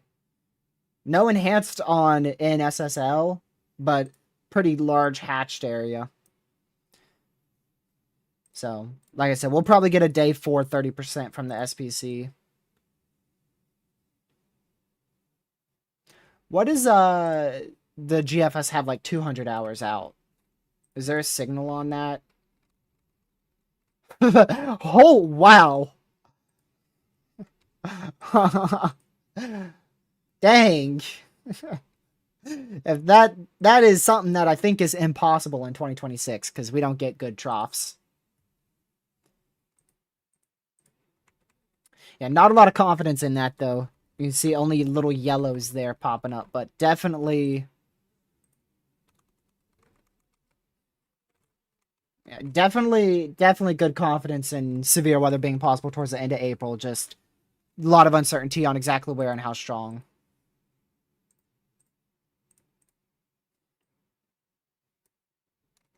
Bruh.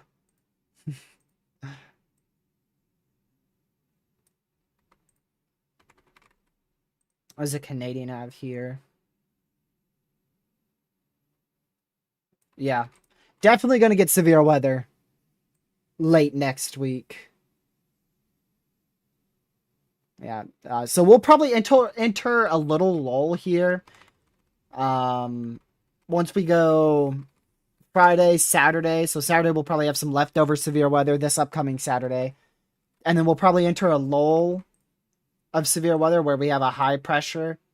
And that's going to allow for the atmosphere to recover for a few days. And then we'll probably have a chance for severe weather late next week.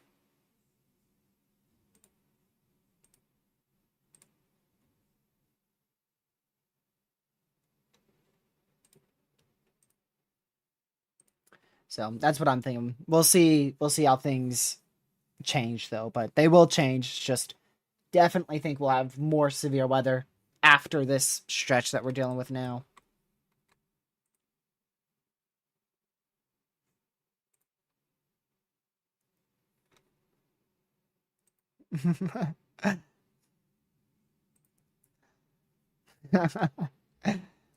When do I expect storms to start rotating? Probably here in the next 30 minutes. I hit 12K?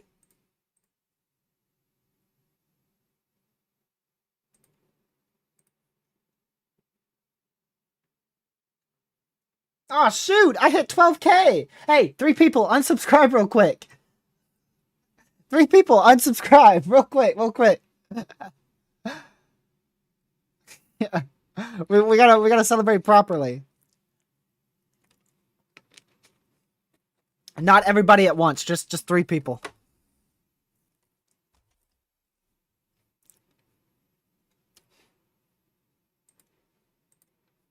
Aw, man.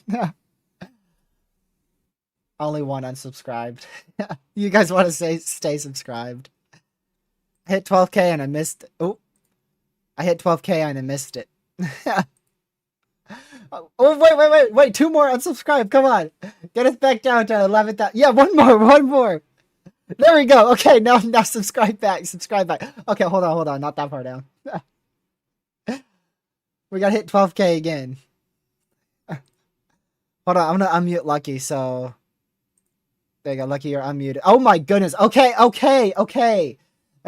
20 people didn't have to unsubscribe. Hold on, it might be a minute before we hit it now. Hey! Subscribe! Subscribe! Oh, there it goes. Appreciate it. There you go, 12,000. Wow, that was a big fall off and then rise again. Thank you guys for 12,000 subscribers. Lucky just screamed, but he capped out his mic. Let's go!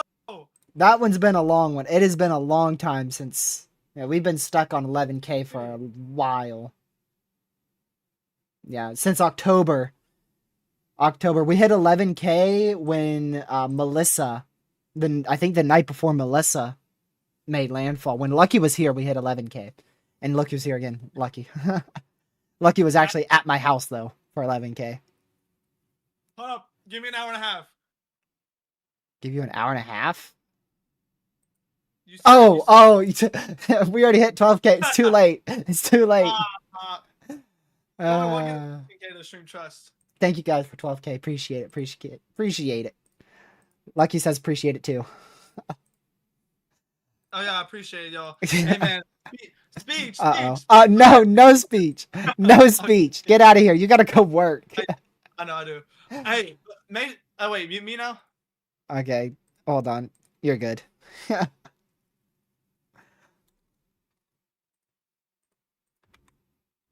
Only 88K more to go. Yeah, buddy. Okay.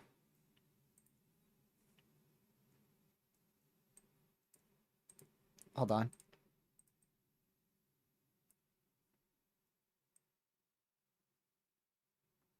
Wait, Lucky, he's doing, like, it's all of it, so it's gotta be soon, right? Like, the release?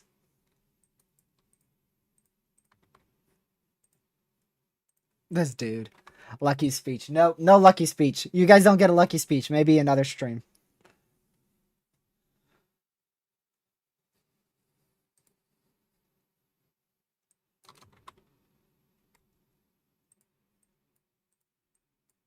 I'm surprised the storm is still struggling out here in South Dakota. But it is. Let's see, we got a new WOFUS run.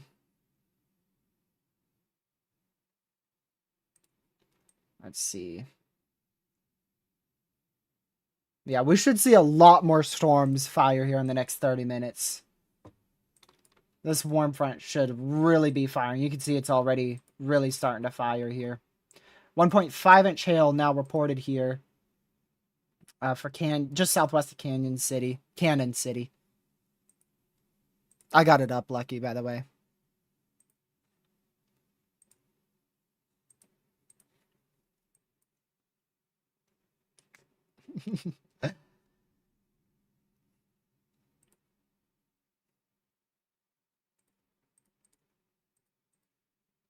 You're going to be late to work. You're going to get fussed at.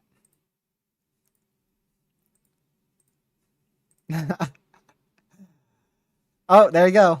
Hold on, screenshot. Wait. If I screenshot this, is it going to pop up? Okay, it won't. Yeah, I wanted to make sure it wasn't going to pop up on my stream. It won't. Alright, bro. Bye, Lucky. Have fun. He said I will have fun at work. Bye. Bye. Bye.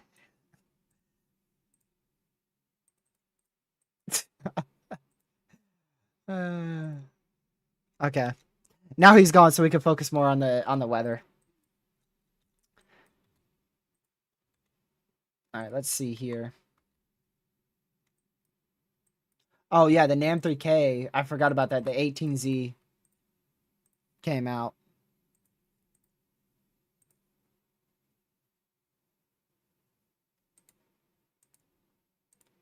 There we go. Oh wow. Wait, was that for okay, that's for Wednesday. Yeah, like I said, I really think we're going to be dealing with the same ordeal. Really going to be dealing with the same ordeal. Warm front action in Iowa, Illinois, Wisconsin. Kind of the same thing that we're going to see tomorrow, just on a lesser scale on Wednesday. But this would actually be a better chance for a tornado, a more widespread tornado threat, because it's not just on the warm front. It's on the warm front and on the cold front. You actually have a cold front here. And tomorrow... Wow. You don't even get storms to fire until sunset. It's not till like 8 o'clock until storms fire there. That is wild. That is crazy.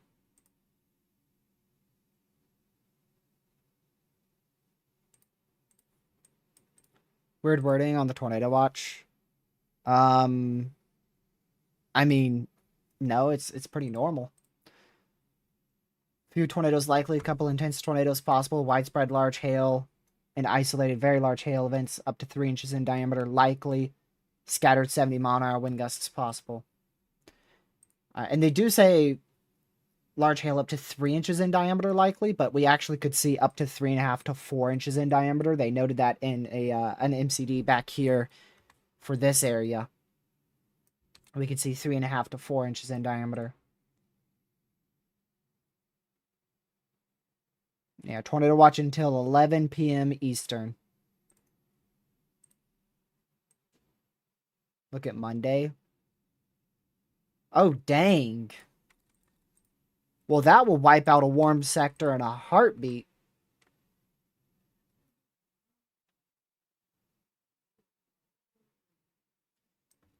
Also develops... I don't know what that's not happening. Right? Like, let me go to Illinois. Yeah. The NAM's wrong. This is not happening right now. The NAM says that we should be seeing like a line beginning to form out here. That's not the case.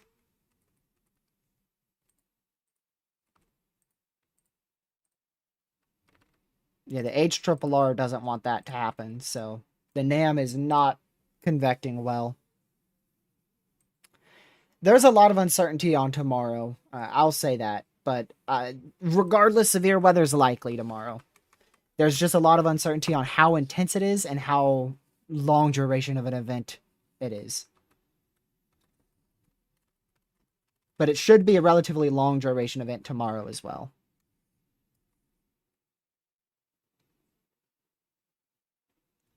Hold on, let me go to Stanley, Wisconsin. I didn't see that exact area. The chance of you getting a tornado, you're in a tornado watch, so you need to be hyper weather aware. That is for sure.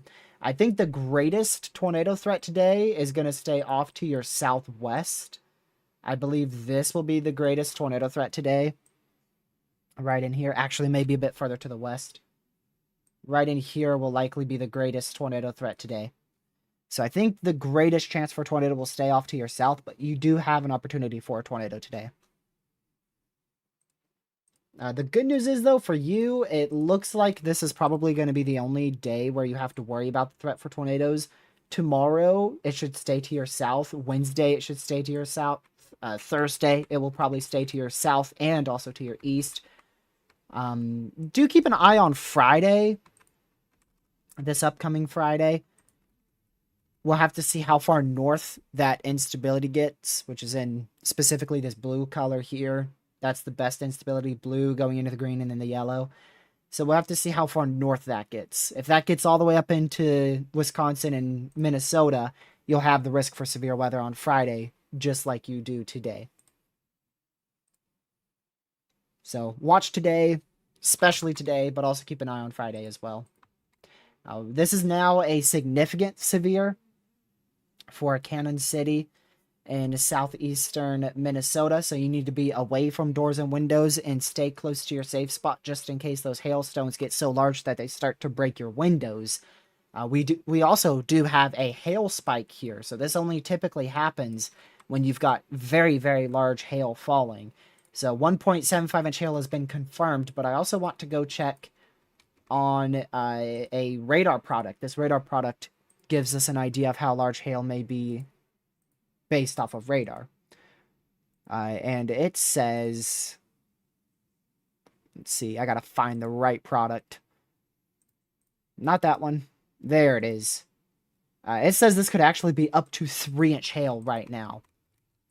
And that's probably because that hail spike is so significant that it's really depicting how large this hail actually could be. So even though the warnings for 1.75 inch hail, wouldn't be surprised if we have 2.5 inch hail here across this area. Again, this is in southeastern Minnesota. We have another significant severe, and this one's actually in Texas. For 70 mile an hour wind gusts. So make sure you're away from doors and windows and close to your safe spot there as well, because those wind gusts could get so high that you need to go to your safe spot, because those winds could approach up to 70 miles per hour. When you're in these significant severes, it's always a good idea to stay near your safe spot.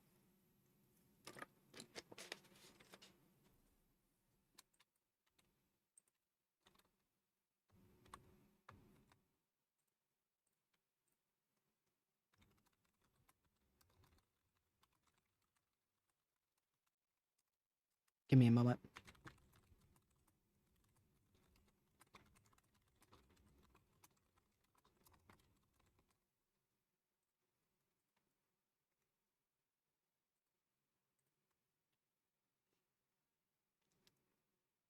Nightbot deletes your comments sometimes.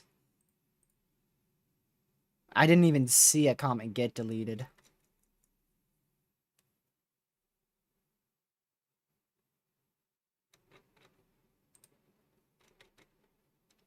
So, there's a chance you said a banned word, which in that case, YouTube automatically deletes the message without me knowing. 4,500 cape. You don't mean right now, right? Oh, yeah, right there. 4,500 cape. southwest Iowa. Good thing we probably won't see storms there. But yeah, it looks like that tornado threat's going to just remain low until that wind shear increases closer to 6:30.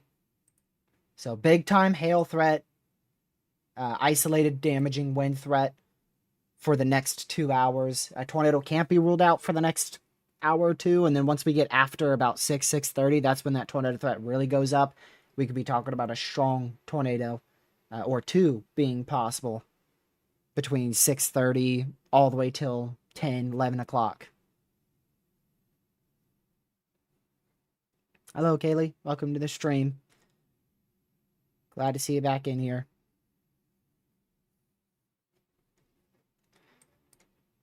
We also have a severe thunderstorm warning still in effect for northwestern Indiana.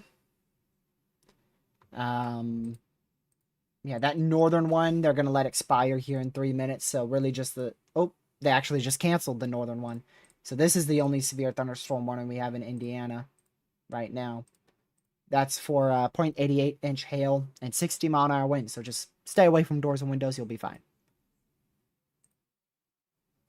Might have just got a new mesoscale discussion. Let me go see that.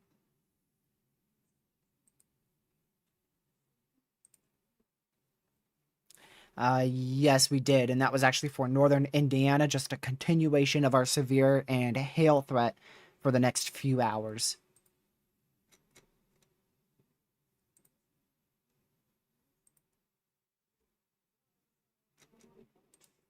But not going to be looking at much of a tornado threat there.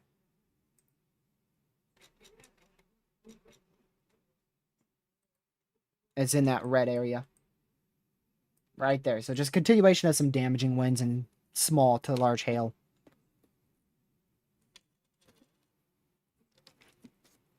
Yeah, we have had a lot of MCDs. We've definitely had a lot of MCDs. I think we've had 2 more aside from the ones you're seeing on your screen. So that's 1, 2, 3, 4, 5, 6, 8 MCDs. I believe we've had 8 mesoscale discussions today for severe weather potential.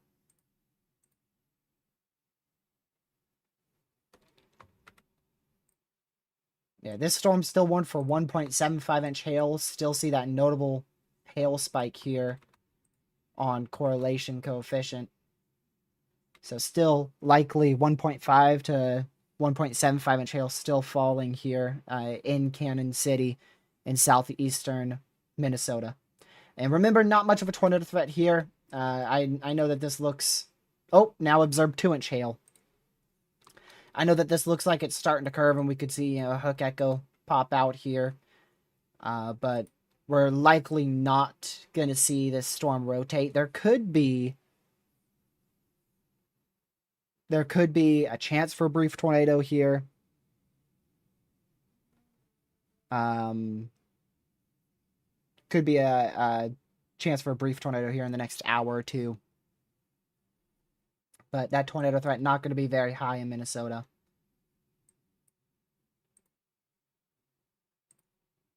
So yeah, again, we do have a mesoscale discussion out here.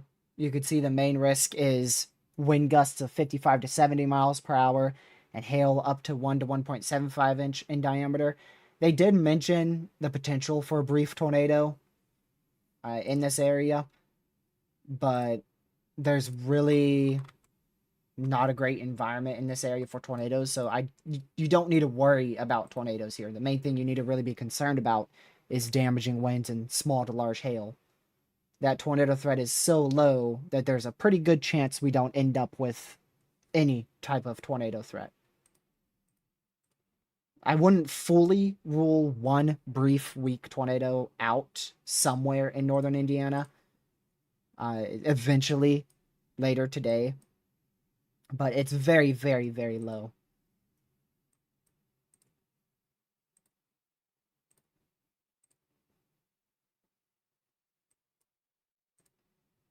Yeah, and then we just have a slop fest storm over here in Wisconsin.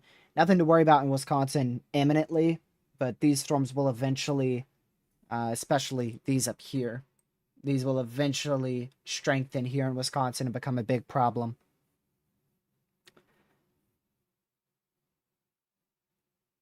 Yeah, contamination can go up with height. Most of this will fizzle out before it hits Ohio. Really not going to see much severe weather in Ohio today, but tomorrow, much of northern Ohio and even into central Ohio is under the gun for isolated severe weather. You can see today there is a risk for an isolated wind gust in northwest Ohio.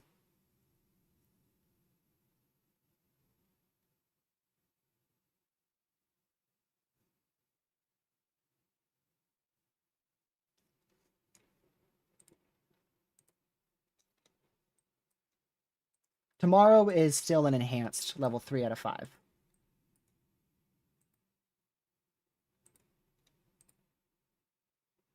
And it could get upgraded, but right now, I think an enhanced risk is a pretty good risk. Tomorrow is likely, the hail risk tomorrow is probably going to be just as crazy as today.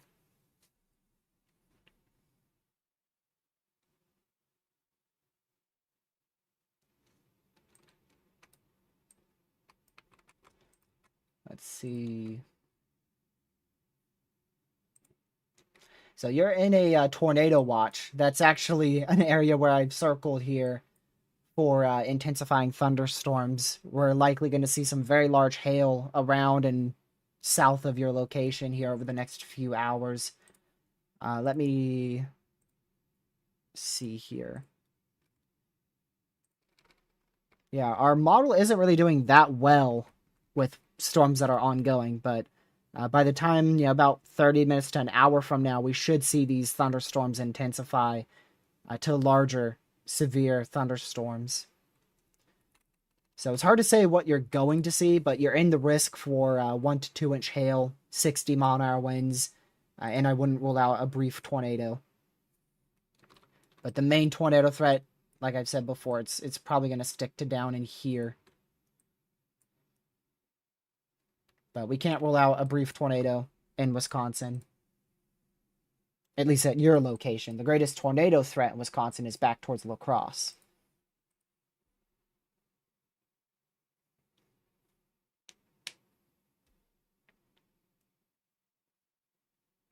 Let me see. Minnesota storm cell splits.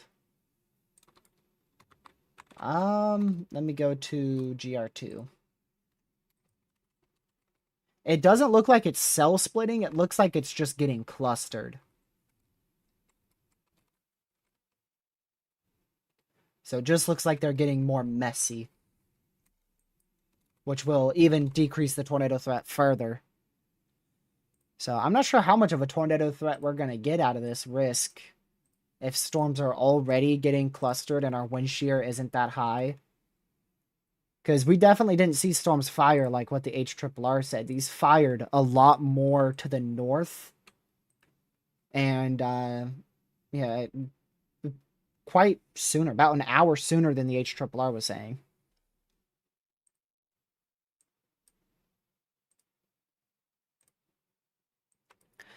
Basically, these storms fired sooner, so they're taking up an environment that actually is capable of producing considerably larger threats of severe weather than what we're actively seeing. And these storms could take up the environment for those future storms. Again, for a tornado threat, really not too concerned about a tornado threat imminently. Our lower level wind shear is exponentially low. We don't have a lot of curvature. You can see this pink here. That's your lower level wind shear. And there's like no lower level curvature here. Once we get that to change, specifically in about an hour and a half, 2 hours from now, that's when your tornado threat will go up quickly. If storms are still clustered to semi-discrete. Now, if they're linear by the time we get higher wind shear, our tornado threat won't perform.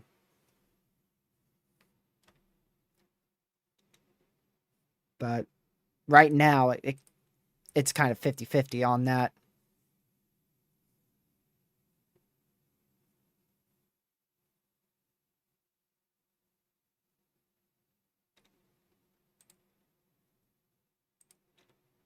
Let's see.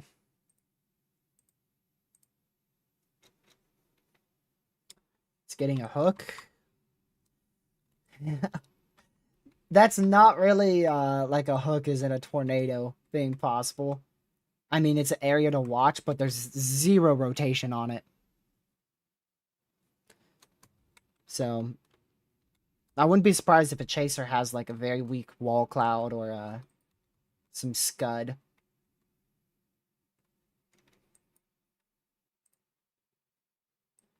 Yeah, this storm is slowly getting its act together.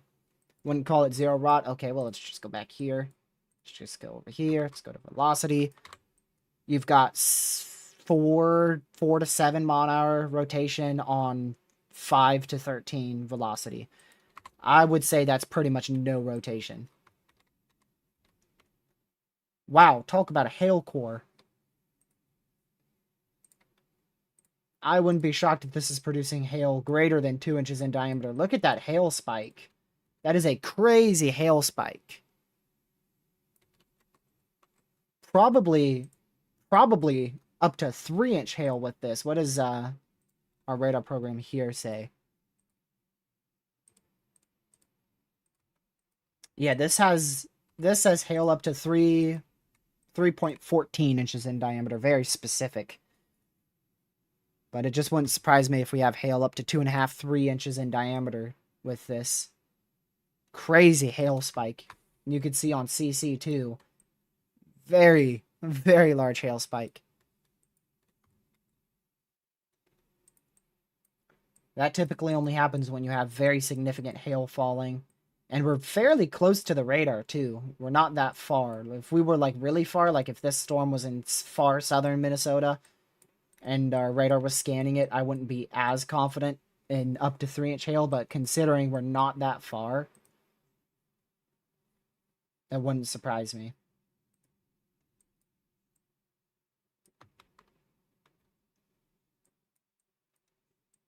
I want to go back down to Texas. Still a 70 mile per hour severe there. So just be away from doors and windows. You'll be perfectly fine.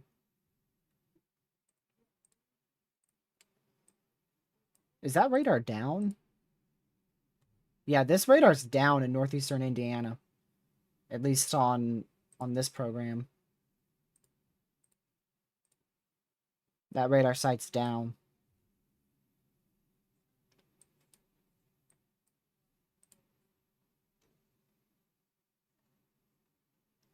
Alright, let's go. Let's see. We get a new HRRR in about 10 minutes. So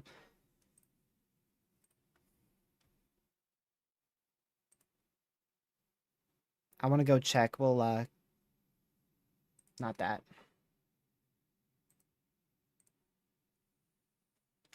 See if it's down on GR2. I think that was this radar site. Okay, yeah, it's down on GR2 as well.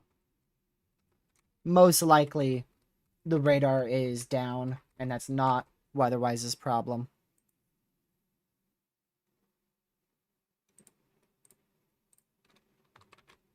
Still, oh, there you go. PDS severe.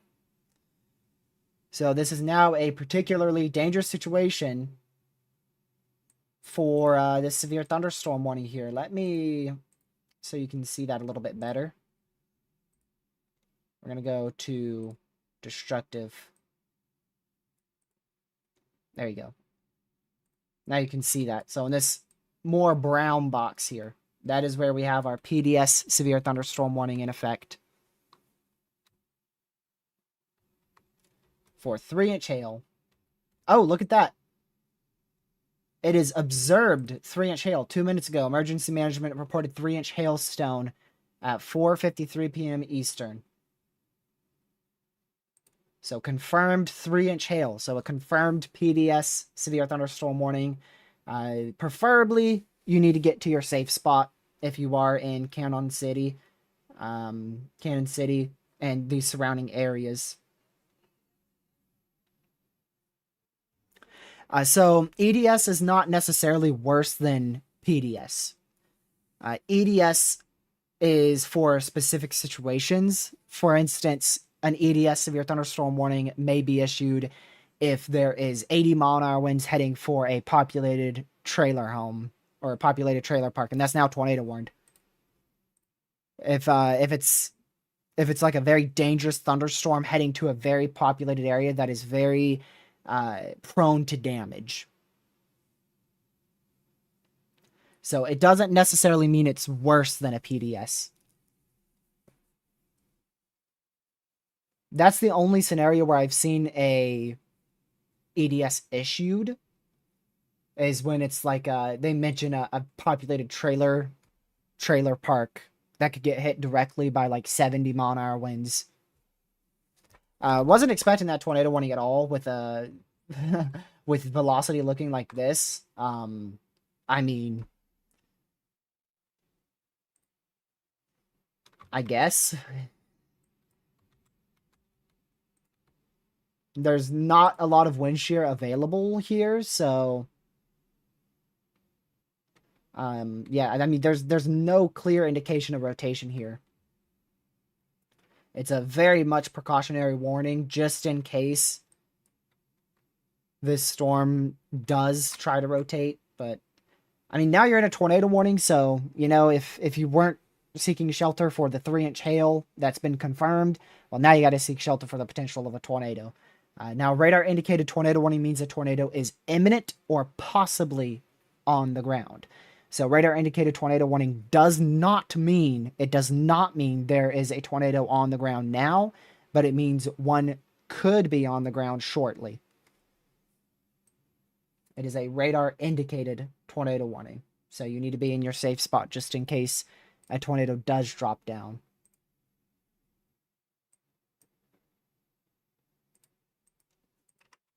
So there you go. There's that orange you see on GR2 analysis. That's your PDS severe thunderstorm warning, which is a particularly dangerous situation, severe thunderstorm warning. And then the red is a tornado warning, which is radar indicated for a tornado being imminent.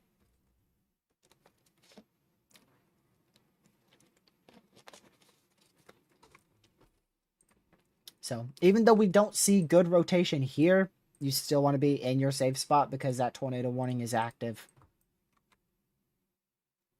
And again, this is in southeastern Minnesota. We also just got a severe thunderstorm warning back in South Dakota. And it is already considerable. Did they issue that considerable?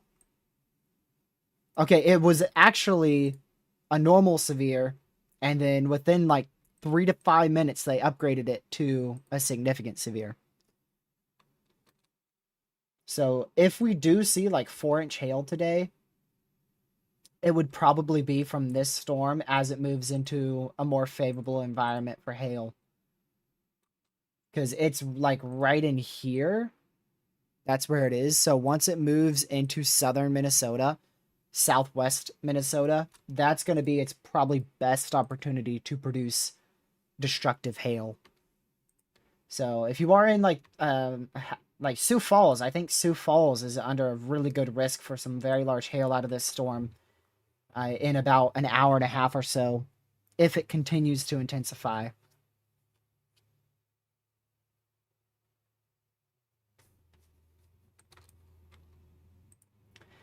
Composite reflectivity.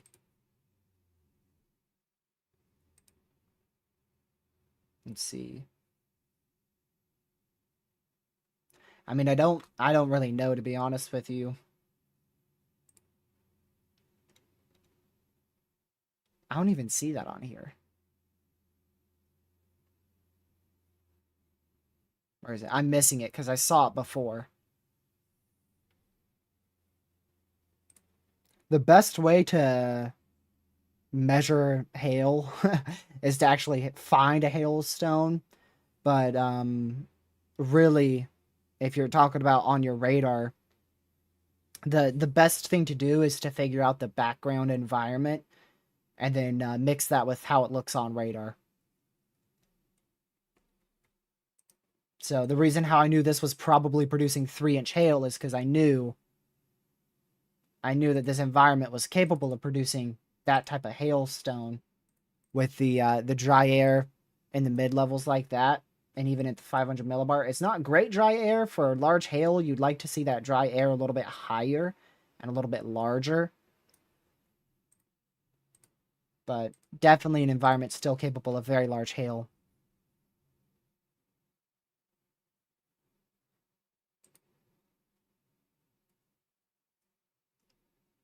Oh, you're talking about this. You're talking about MRMS. Ah, I see. Yeah. Yeah, that is going to be a bit more accurate, yeah. But you can see that's still even underdoing it. This says the maximum size of hail is 1.75, or roughly right around there, and we have a report of 3-inch hail. So this could be a more accurate way to measure hail, but as you could see with this storm, it's currently underdoing it quite considerably. But there you go. There's your 30-minute hail swath, and I mean it's not completely inaccurate.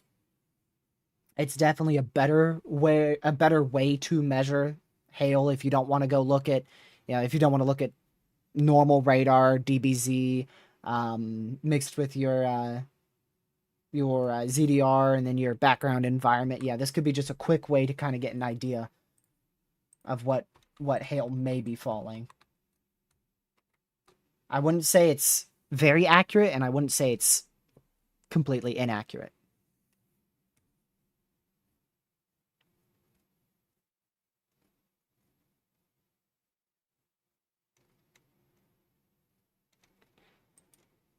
We should get a some sort.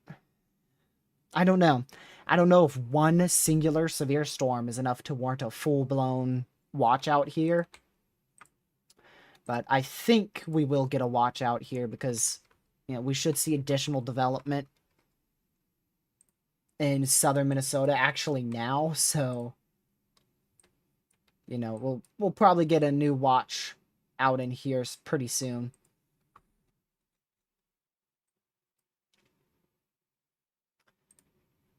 Still an observed 3-inch hail PDS severe thunderstorm warning for 42 more minutes.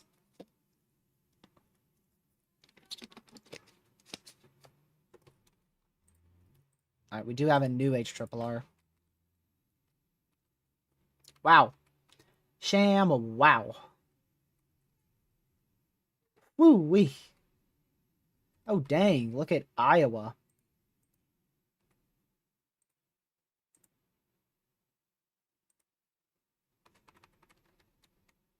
Problem is, not a lot of wind shear. Shear's just going to be a problem until you get to like 7 o'clock. And this is 8 o'clock. So, this definitely, we'd be talking about a really good all hazards threat out of all of these storms back in here. Because they fire at like 7:30. Man.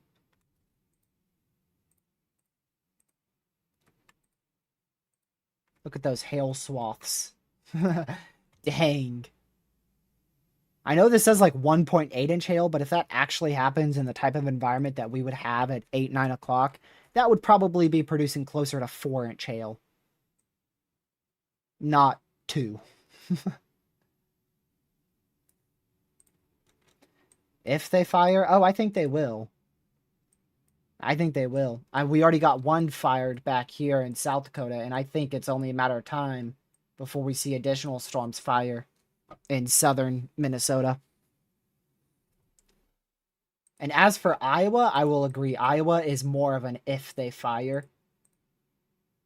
But the SPC did extend the slight risk and the marginal risk both back to the southwest, further into Iowa. But I do agree, northern Iowa is a bit more of a if storms fire. There's not as much confidence in that. Definitely decreasing a bit on the hail side of things with this storm.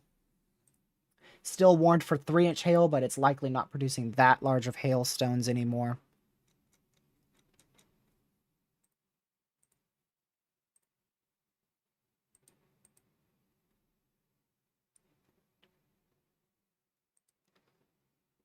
Let's see.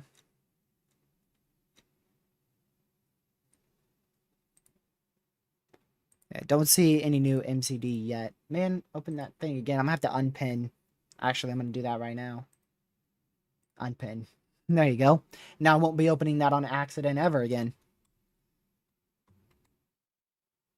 Oh, and there's a bit more of an increase in hail again. This is looking a bit more like a classic supercell. You could kind of see that eagle split updraft and then back into where your hook echo is. So now, yeah, now I do think this would be worth a tornado warning, and they already have one there. So I do think now this is beginning to increase with the probability of a tornado here. You could see velocity a little bit more noticeable there. Wouldn't say that's still a really good area of rotation or anything like that, but definitely starting to see the signs that this could be beginning to increase with tornado potential.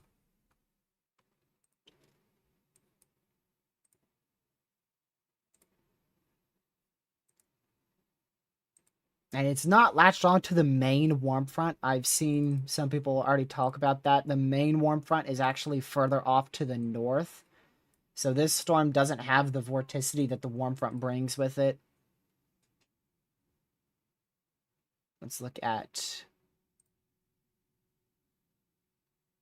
lower level wind shear here. Yeah, it's just, I mean, how much is out here? Negative 13. Okay, I doubt this is negative 13, though. 44, 0 to 1. See, that's going to be the problem. It's got plenty to rotate in the mid-levels. 237 at the 0 to 3 kilometer range. Plenty of rotation in the mid-levels, but very little in the lower levels.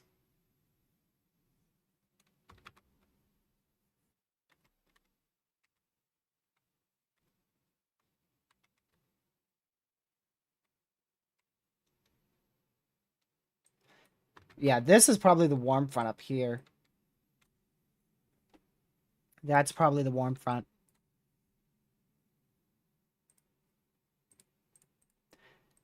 It's going to be difficult for this storm to get that rotation in the mid-levels down to the surface. That's going to be the problem with this.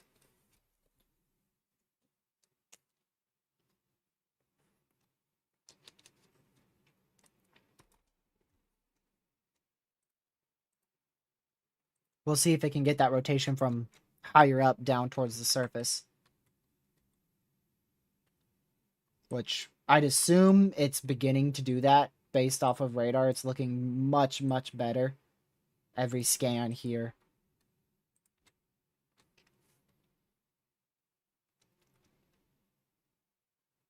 Large wall cloud from traffic cam. Yeah, I believe it. I believe it.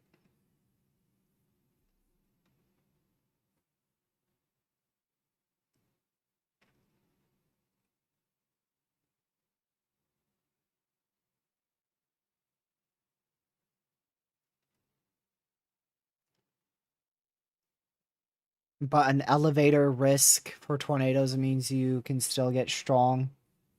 Can still get a strong tornado and a slight risk. But I think they would upgrade to enhanced risk because elevated risk for tornadoes seems serious. For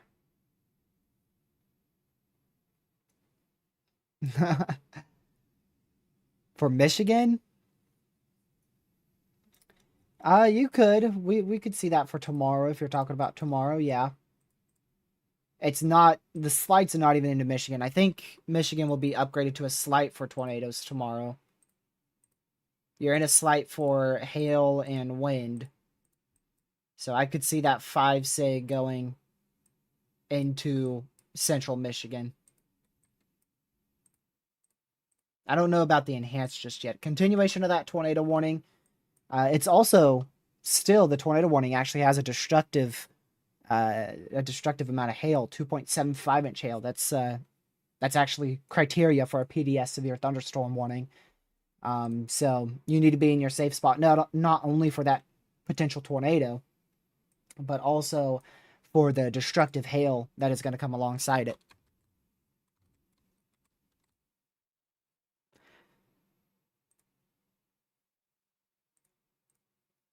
So please be in your safe spot. Again, this is in southeastern Minnesota. For those of you who don't know, once again, southeastern Minnesota. That new tornado warning extension includes Denison. It is barely to the west of White Rock in southeastern Minnesota.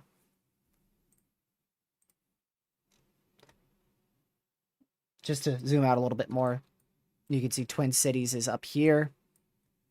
How do you guys say this? Rochester? Rochester? I know it's said differently in like New York and Minnesota, but you know the city I'm trying to mention. So it's in between those two cities there. I've heard it pronounced so many different ways. Rochester, Rochester. Probably more different ways that I just can't think of right now. Still, like I said, probably 2.75-inch hail here. With that large hail core. We have a 1.75-inch hail report. That was 12 minutes ago, though. Now, probably larger hail. Also, something you want to note here.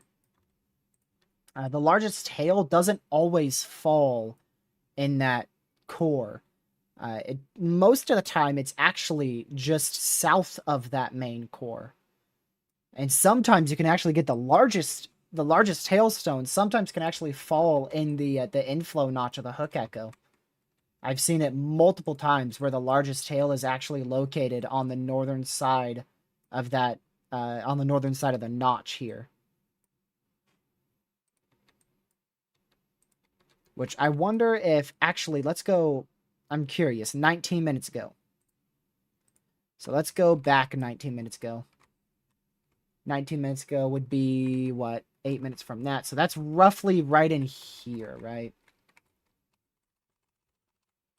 Okay, that's roughly... Oof. I mean, that is... Let's go back one more. Yeah, this is 20 minutes ago, which was when this report was. Let me just check. 453. And this is exactly scan 453. And look where the main hail core is. Back here. And the report was right here. Now, I'm sure that's a bit more of a delayed report. But point being, the main hail core of Blue plus DBZ never touched that 3-inch hail report. The main hail core stayed to the south and to the west of that 3-inch hail report. So, you never really know where that large of hail is going to fall in a storm. It's not always going to be, perfectly only in the highest DBZ area. Yeah, still, I mean, it's a bit better velocities now. I still wouldn't say, like, on a normal day, I wouldn't think this would warrant a tornado warning, but I guess this is a type of day where, that weak little area of rotation does get a warning. Like I said, the mid-levels are probably stronger. Because, like, this doesn't look too tornadic on radar. On velocity. But on a normal day, I wouldn't think this would end up with a tornado warning. But all you really have to do is look at the reflectivity, and then you're like, yeah, maybe that is tornadic. But we'll see. We'll see if we get any other reports here. I know we had a report of a large wall cloud. But again, wall cloud doesn't mean a tornado is going to happen. Most wall clouds don't produce tornadoes. Now, obviously, a wall cloud is the stage before a tornado. Wall cloud, funnel, tornado. But a lot of times, wall clouds aren't going to end up producing tornadoes. I wonder what percent it is. Let's see.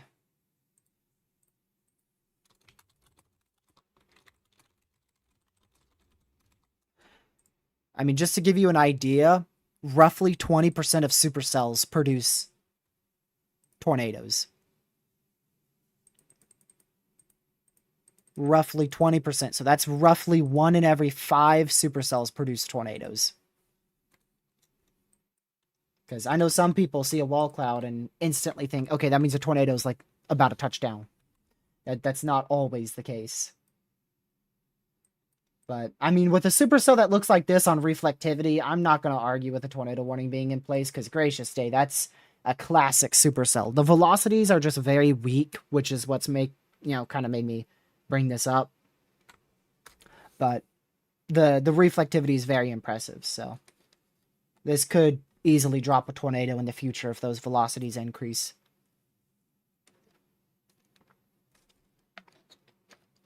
Severe in Kansas. Whoa. Wasn't thinking central Kansas.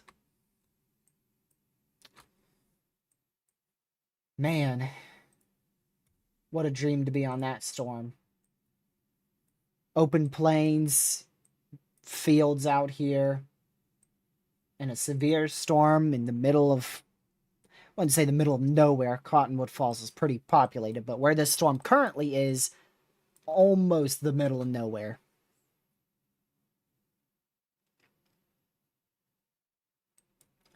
That would be a very photogenic and awesome looking storm right there in Kansas. But outside of that, if you're in that severe warning, if you're in Cottonwood Falls, Kansas, make sure you're away from doors and windows.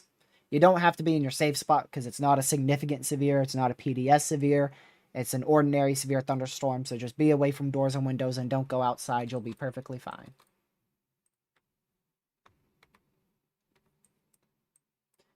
And we got some more blips trying to start up there in Minnesota. This storm, I'm honestly shocked at how poorly it's organizing.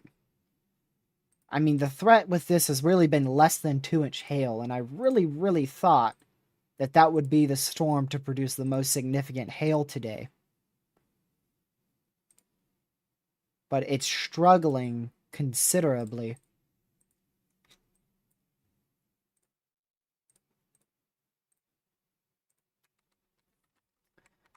We'll see. Yeah, your main severe threat still looks like it's likely going to end at 1, 2 a.m.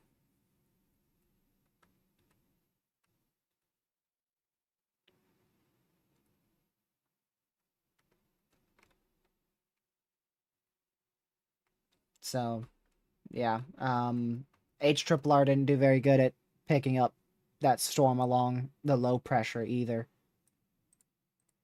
But I'm just surprised how poorly it's able to really form.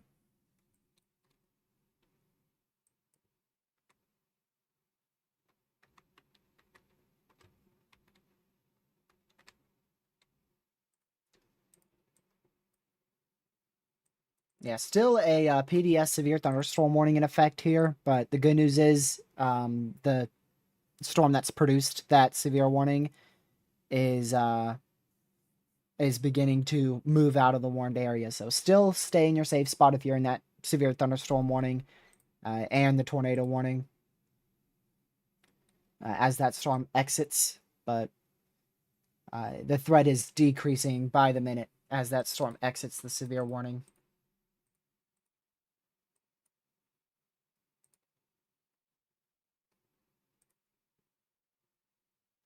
Let me go to here.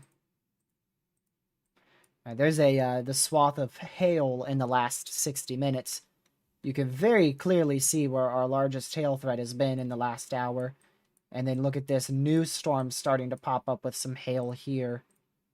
And that's why we got a new severe thunderstorm warning there. We also probably had some isolated hail here. I don't know if that storm ever got warned. Is it still ongoing? It is still ongoing, so we could have had... It did get warned, yeah. So yeah, we could have had some, 1-inch hail with that in southern Wisconsin.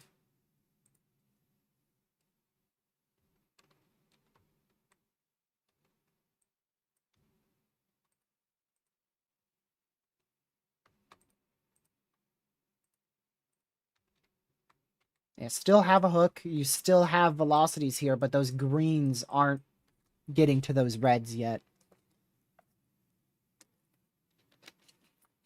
Once those reds and greens get close to each other, that's when we're looking at a very good chance for a tornado. There you go. They just dropped the PDS severe thunderstorm warning.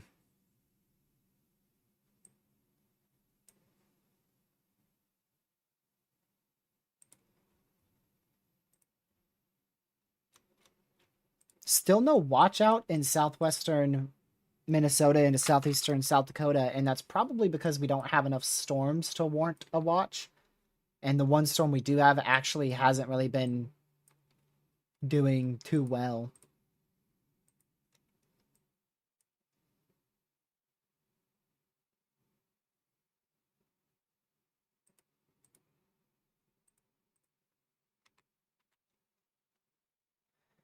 So yeah, again, that's heading towards, let's see, no major names here. It's just to the southwest of White Rock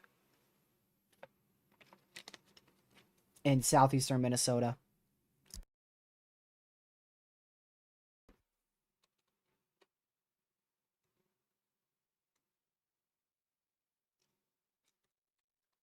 So we'll continue to watch that storm. Again, if you're in that tornado warning, just be in your safe spot. No confirmation of a tornado being on the ground just yet.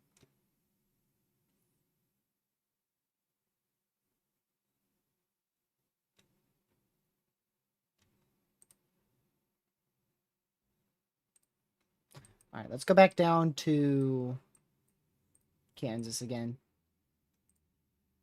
Still just a low and severe there. Low and severe in Texas. Nothing in Oklahoma yet. Which actually might be a little bit of a surprise. Because we were supposed to see storm initiation, according to the NAM, at 4 to 5 o'clock. So now I question, is the HRRR going to be right? And we actually don't see much severe weather in Oklahoma today?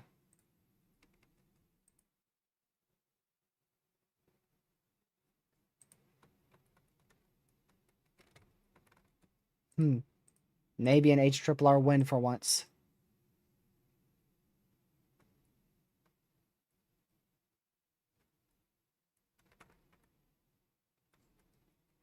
Yeah, we'll wait to see the HRRR, the later one. We'll get a new one here in 30 minutes. I'm really not going to take the HRRR seriously for this threat in southern Minnesota until it starts picking up on that cell in southeastern South Dakota.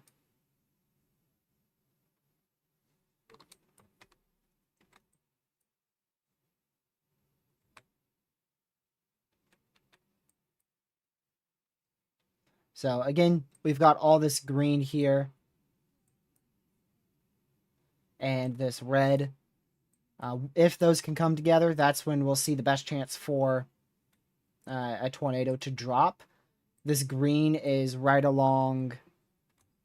It looks like that's right along like where the hail core is. So this is, your inflow itself down in here where your actual winds would be that would meet up with the red is actually like non-existent. So typically for a very tornadic storm, you're going to be seeing a lot more green in this area in here. And there's just no green. And there is red, but no green. So that means there's a lot of winds pushing away from the radar and not a lot of winds pushing towards the radar. Which could actually make this appear more outflow dominant, thus a less tornado threat. But obviously it's not outflow dominant because we still have a hook echo here. So there's some sort of winds that are pushing into this storm, keeping that hook echo going.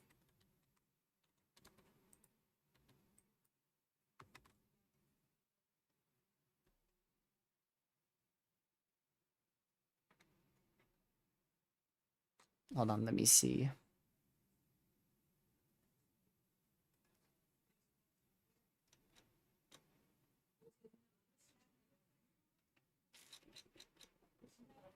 Did it turn right? I mean, it's been an east moving storm. It was really stalled out. Now it is kind of turning to the right, but most storms today should be doing that.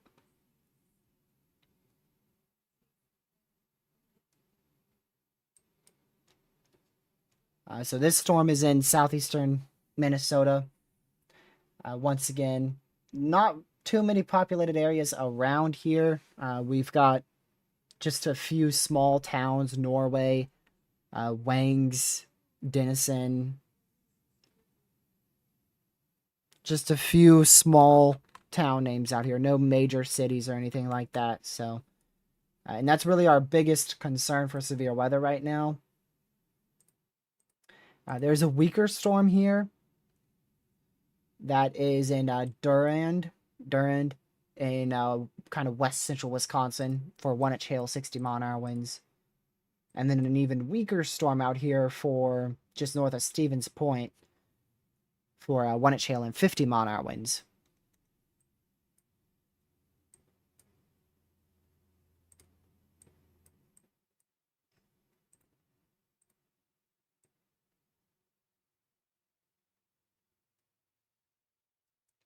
Yeah, so this is the HRRR's radar for 6 o'clock. It obviously is picking up on our main supercell that's southeast of Minneapolis, right there.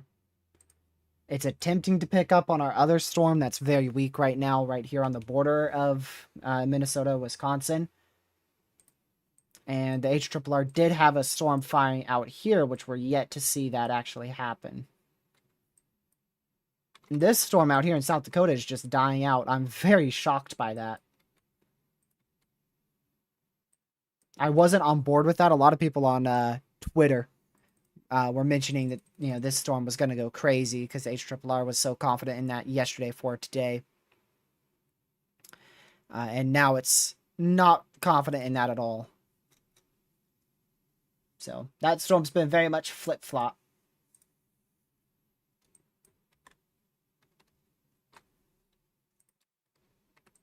I just want to see the next HRRR run because, actually, skip the HRRR. Let's go to... We'll see the HRRR later, but WOFUS is actually going to be just as useful.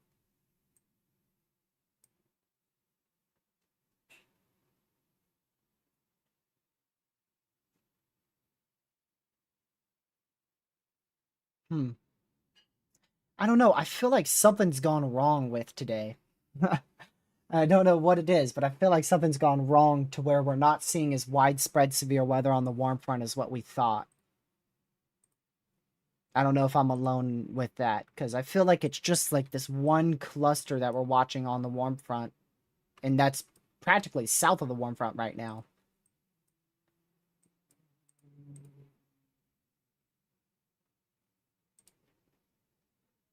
Let's go to this one. Yeah, because see, look at that. We were supposed to see rapid development. I mean, most of these had rapid development on or south of that front by 6 o'clock. And I feel like we're going to get to 6 o'clock and there's going to be not much there.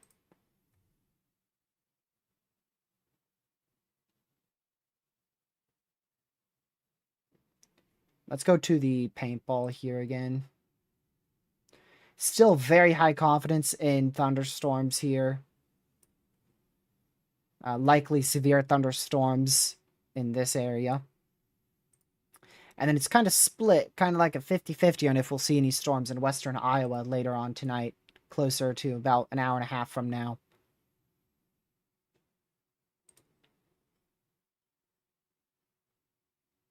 Yeah, but very, very high confidence. According to this, very high confidence in additional severe thunderstorms developing in southeastern Minnesota back into central Wisconsin at 7. So I think 7 o'clock is going to be when our peak is occurring. And then you could see a few more ensembles are starting to, or a few more members are starting to pick up on that risk for supercells in western Iowa. Like I said, towards 7, 8 o'clock.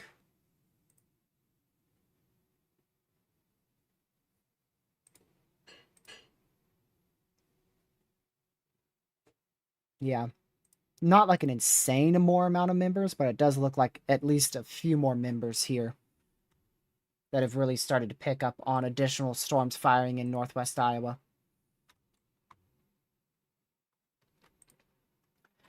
So still an active tornado warning for 44 more minutes here, southeastern Minnesota, just to the north of Canyon, including Norway. Like I said, not a very populated tornado warning there, but if you're in the warning, just make sure you're in your safe spot.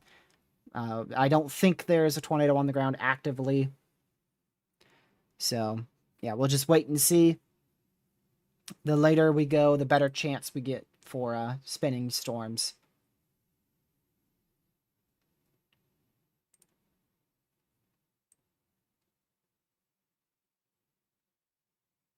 This is our mean 0 to 1 kilometer wind shear.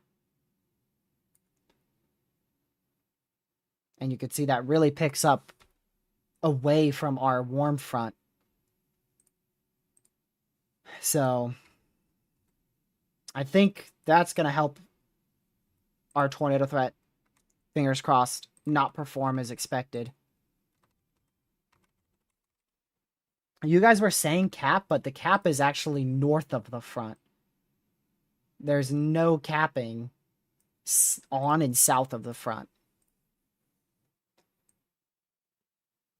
And like I said, we do have decent forcing because you have a 700 millibar here. It's actually easier to see on this. There's not a lot of forcing. This doesn't show it up. Really, you want to be in that green area. And it looks like in 2 to 4 hours, that's going to start pushing over southern Minnesota. So that should help force storms here in 2 hours or so. So everything should start exploding as we go to 7 o'clock. If not, then we can start talking about risk not performing as expected.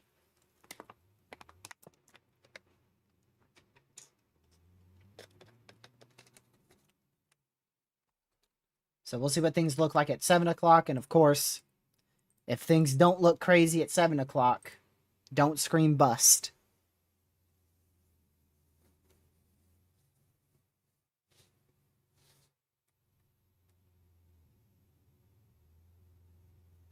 Thank you, Use the Force, for the 2 gifted memberships. I appreciate that.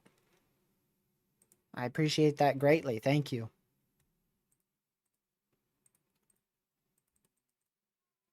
You and Proxy have donated quite a bit. I greatly appreciate it.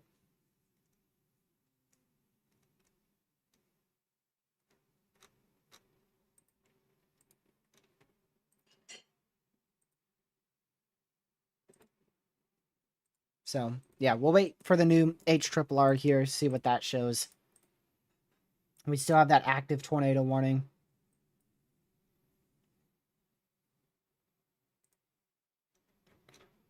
So just be in your safe spot again.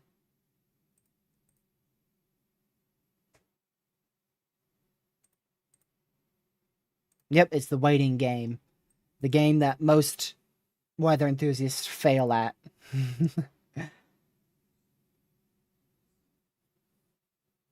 It's pretty early on in the event.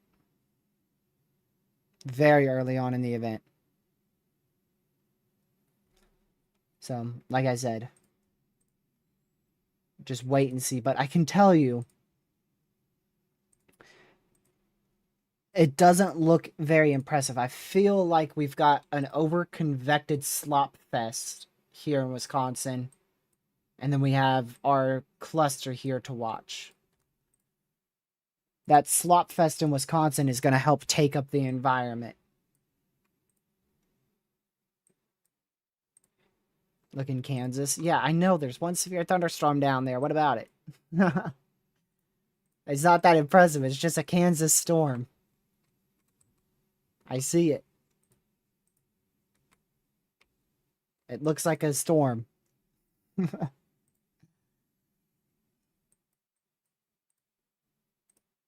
Yep, South Dakota storm still barely hanging on.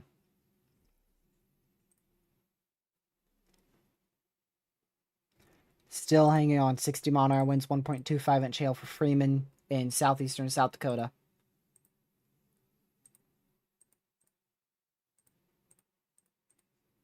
All right, let's see the rest here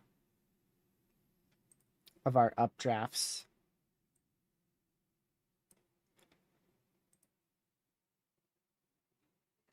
Should I do the, I guess I'll do the 0 to 2 kilometer. I mean, it doesn't matter either. Really doesn't matter that much.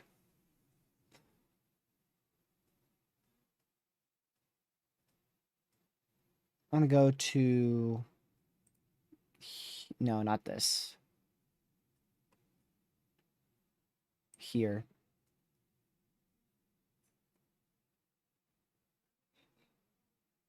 Yeah, a lot of them have semi-discrete supercells or supercells as a whole forming in northwest Iowa tonight.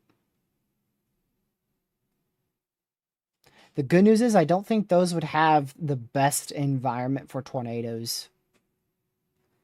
It would have the, we'd definitely have the potential to see a tornado or two with those. But I don't think they'd be firing on the best environment.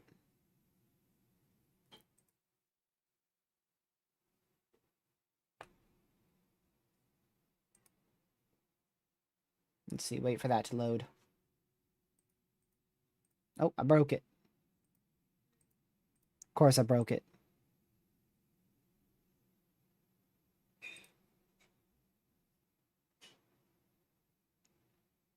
Okay.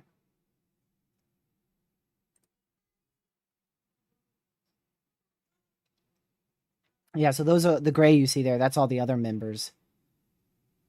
So I'm trying to see like which one agrees the most. Really, Wophus 1 seems to do pretty good with that.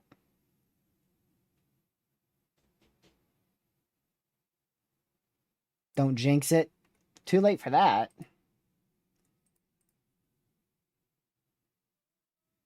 Way too late for that. I already spoke about it.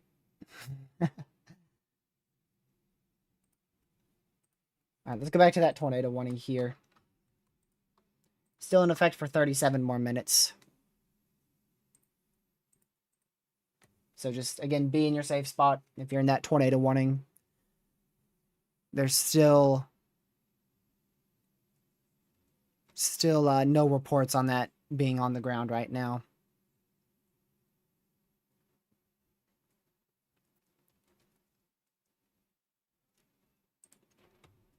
So most likely it's still a storm that is attempting to produce a tornado, but not producing a tornado.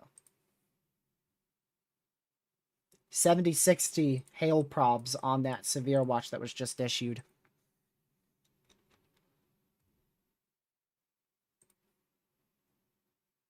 So there you go. New severe watch. Took a while for that to get issued. I didn't know if they were going to pull the trigger on that, but they did. Very high hail probability with that as well.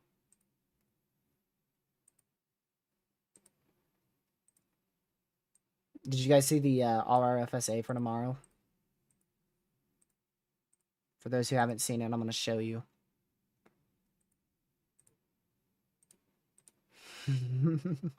Get ready.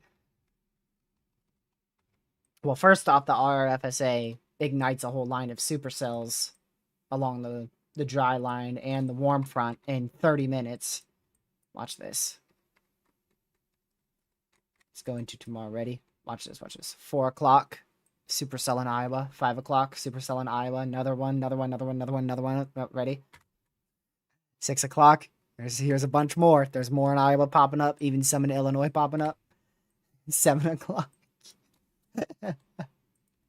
We've got cells in Missouri, Illinois, Indiana, Illinois, Wisconsin, They're everywhere. 8 o'clock, 7 to 8 o'clock, man. The 7 o'clock one is insane. The reason why I'm laughing is because I know it's not going to happen. This model run loves to just print supercells in any type of environment. It's just not going to happen.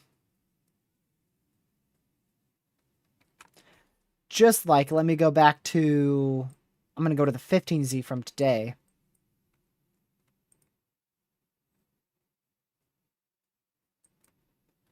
This is the 15Z from today. And it said at 5 p.m. This is for 6 o'clock.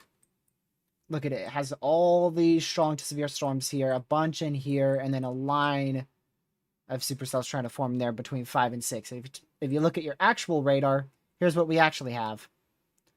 One tiny storm here, a cluster of storms along, actually just south of the warm front here, and then maybe like in this area it was definitely off quite a bit, but yeah, we do have like 2 storms here to watch.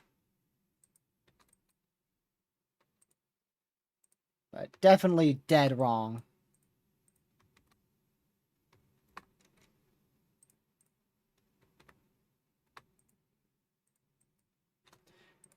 But the HRRR didn't do much better either. Now, I'm curious to see what these do down in here, because I think these are the storms that the HRRR was really wanting to explode here. So we'll see.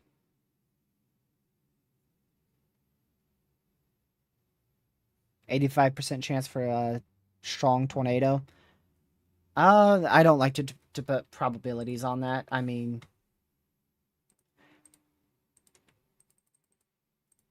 I wouldn't disagree with it, but I don't like to put probabilities on it like that. Even though you guys ask so much that I end up doing that.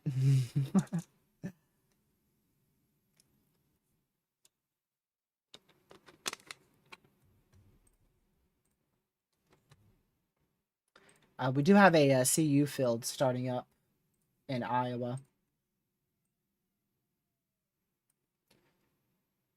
Right in here. You could actually see the little blips starting up. Little blips starting up in northeastern Nebraska, northwestern Iowa.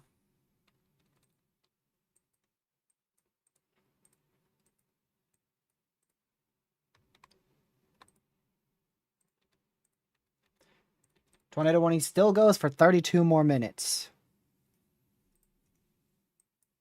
32 minutes.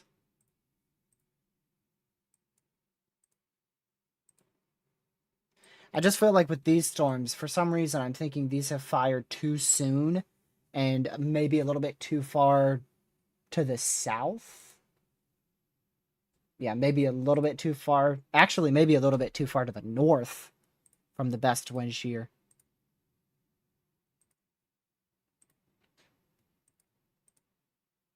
Because, I mean, you can look at your 10 sig tour. It's empty. I mean, you've got some weak thunderstorms with lightning on the northeast side of your 10 sig tour, but I mean, things empty. So I do think that these have formed a bit further to the north than the SPC was thinking.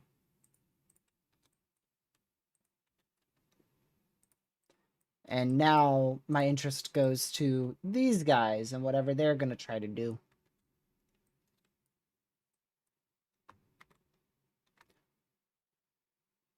So we get a new HRRR starting in about 10-15 minutes and then a new Meso in about 30 minutes. Those are the 2 next things we get. We get an SPC update at 9 Eastern, which is a long ways away.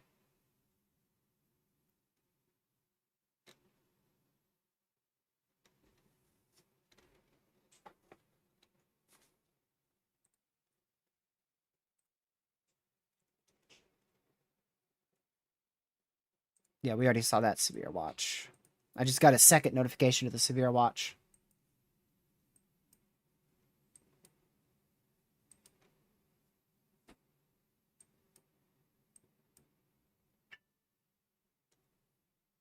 Notification on my phone.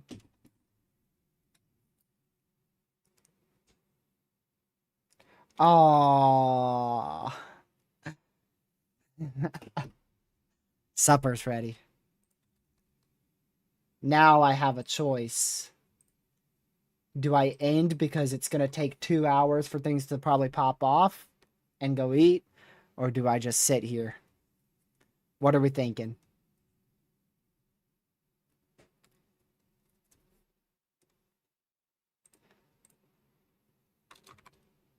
Because I could very easily just go and relax for 2 hours and then hop back on here if things start popping off. That's what I love to do.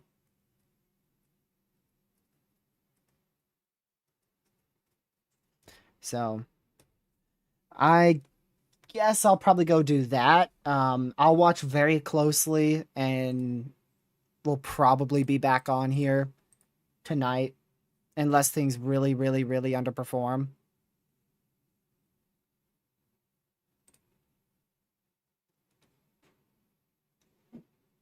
Let's see here.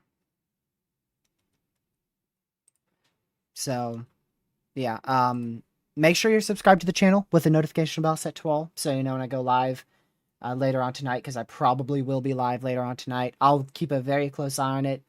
If things start becoming destructive again and we start getting more tornado warnings, I'll hop back on here. So prepare for everything to go crazy, because I'm going to end. That's normally what happens. I'm not calling it a bust right now. I'm just saying that I think storms have fired a bit further to the north away from the best wind shear. So our tornado threat's not going to ramp up until at dark. And the problem with that is storms are already clustered. So think about it. If storms fired to the south with better wind shear and they fired to the south with that better wind shear, that would allow for them to rotate right after they become planted supercells. Whereas if they fire to the north away from that wind shear, they're going to try to grow upscale and intensify. And then by the time they actually intensify along the warm front or near the warm front, we have a bunch of other storms that are impeding on that very weakly sheared environment. So I think storms are going to begin to intensify as we get closer to sunset, but we probably won't see too much for about an hour and a half, but I expect things to pick up at about 7.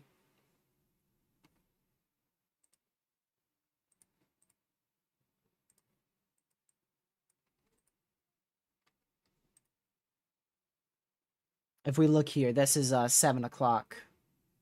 Actually, that's 6 o'clock. This is 7 o'clock.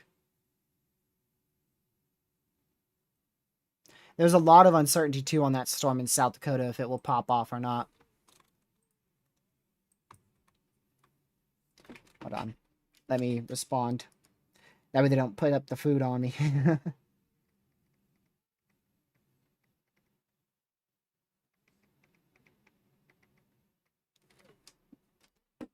There we go. Yeah, so I'm not going to guarantee a live stream tonight, because there is a chance that this stuff has over-convected, and that allows for there not to be a very good tornado threat tonight. But I will likely be back near 7, 8 o'clock, because I'm still thinking storms are going to be able to be significant enough to where I hop back on here.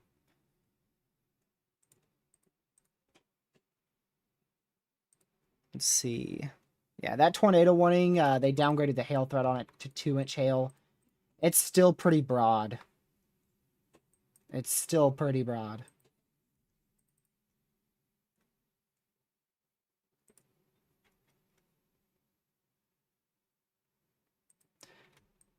No, not a bust. Don't call it a bust until tomorrow morning. Now, I can tell you this, the hail threat is most likely not going to be a bust, because we've already seen 3-inch hail.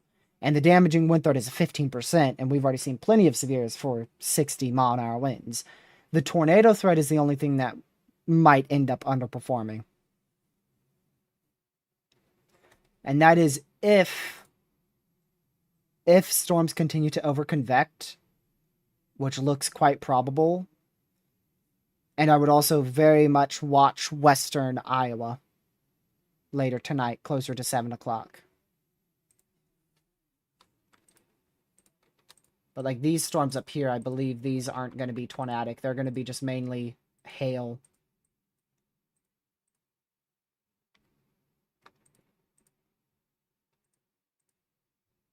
I would watch this cluster in here, and then also watch whatever happens back in here. And then you also want to watch the storm in South Dakota, and also the CU field that has got a few little light rain showers in Iowa.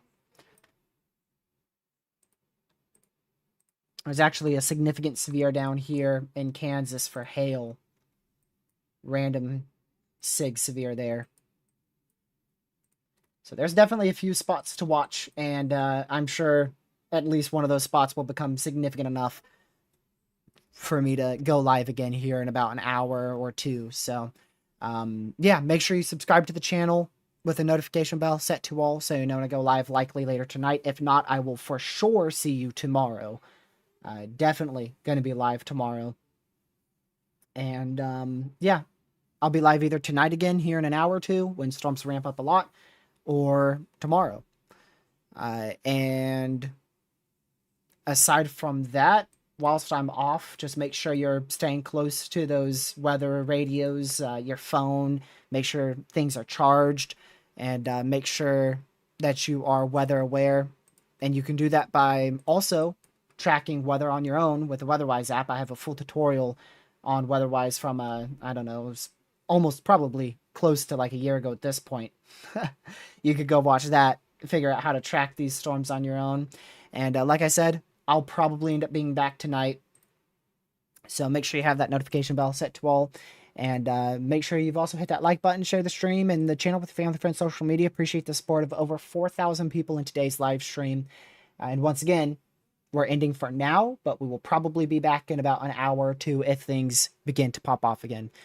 So stay safe, watch the severe weather, and I'll see you guys likely later tonight. If not, definitely tomorrow. Have a great rest of, I guess, your day.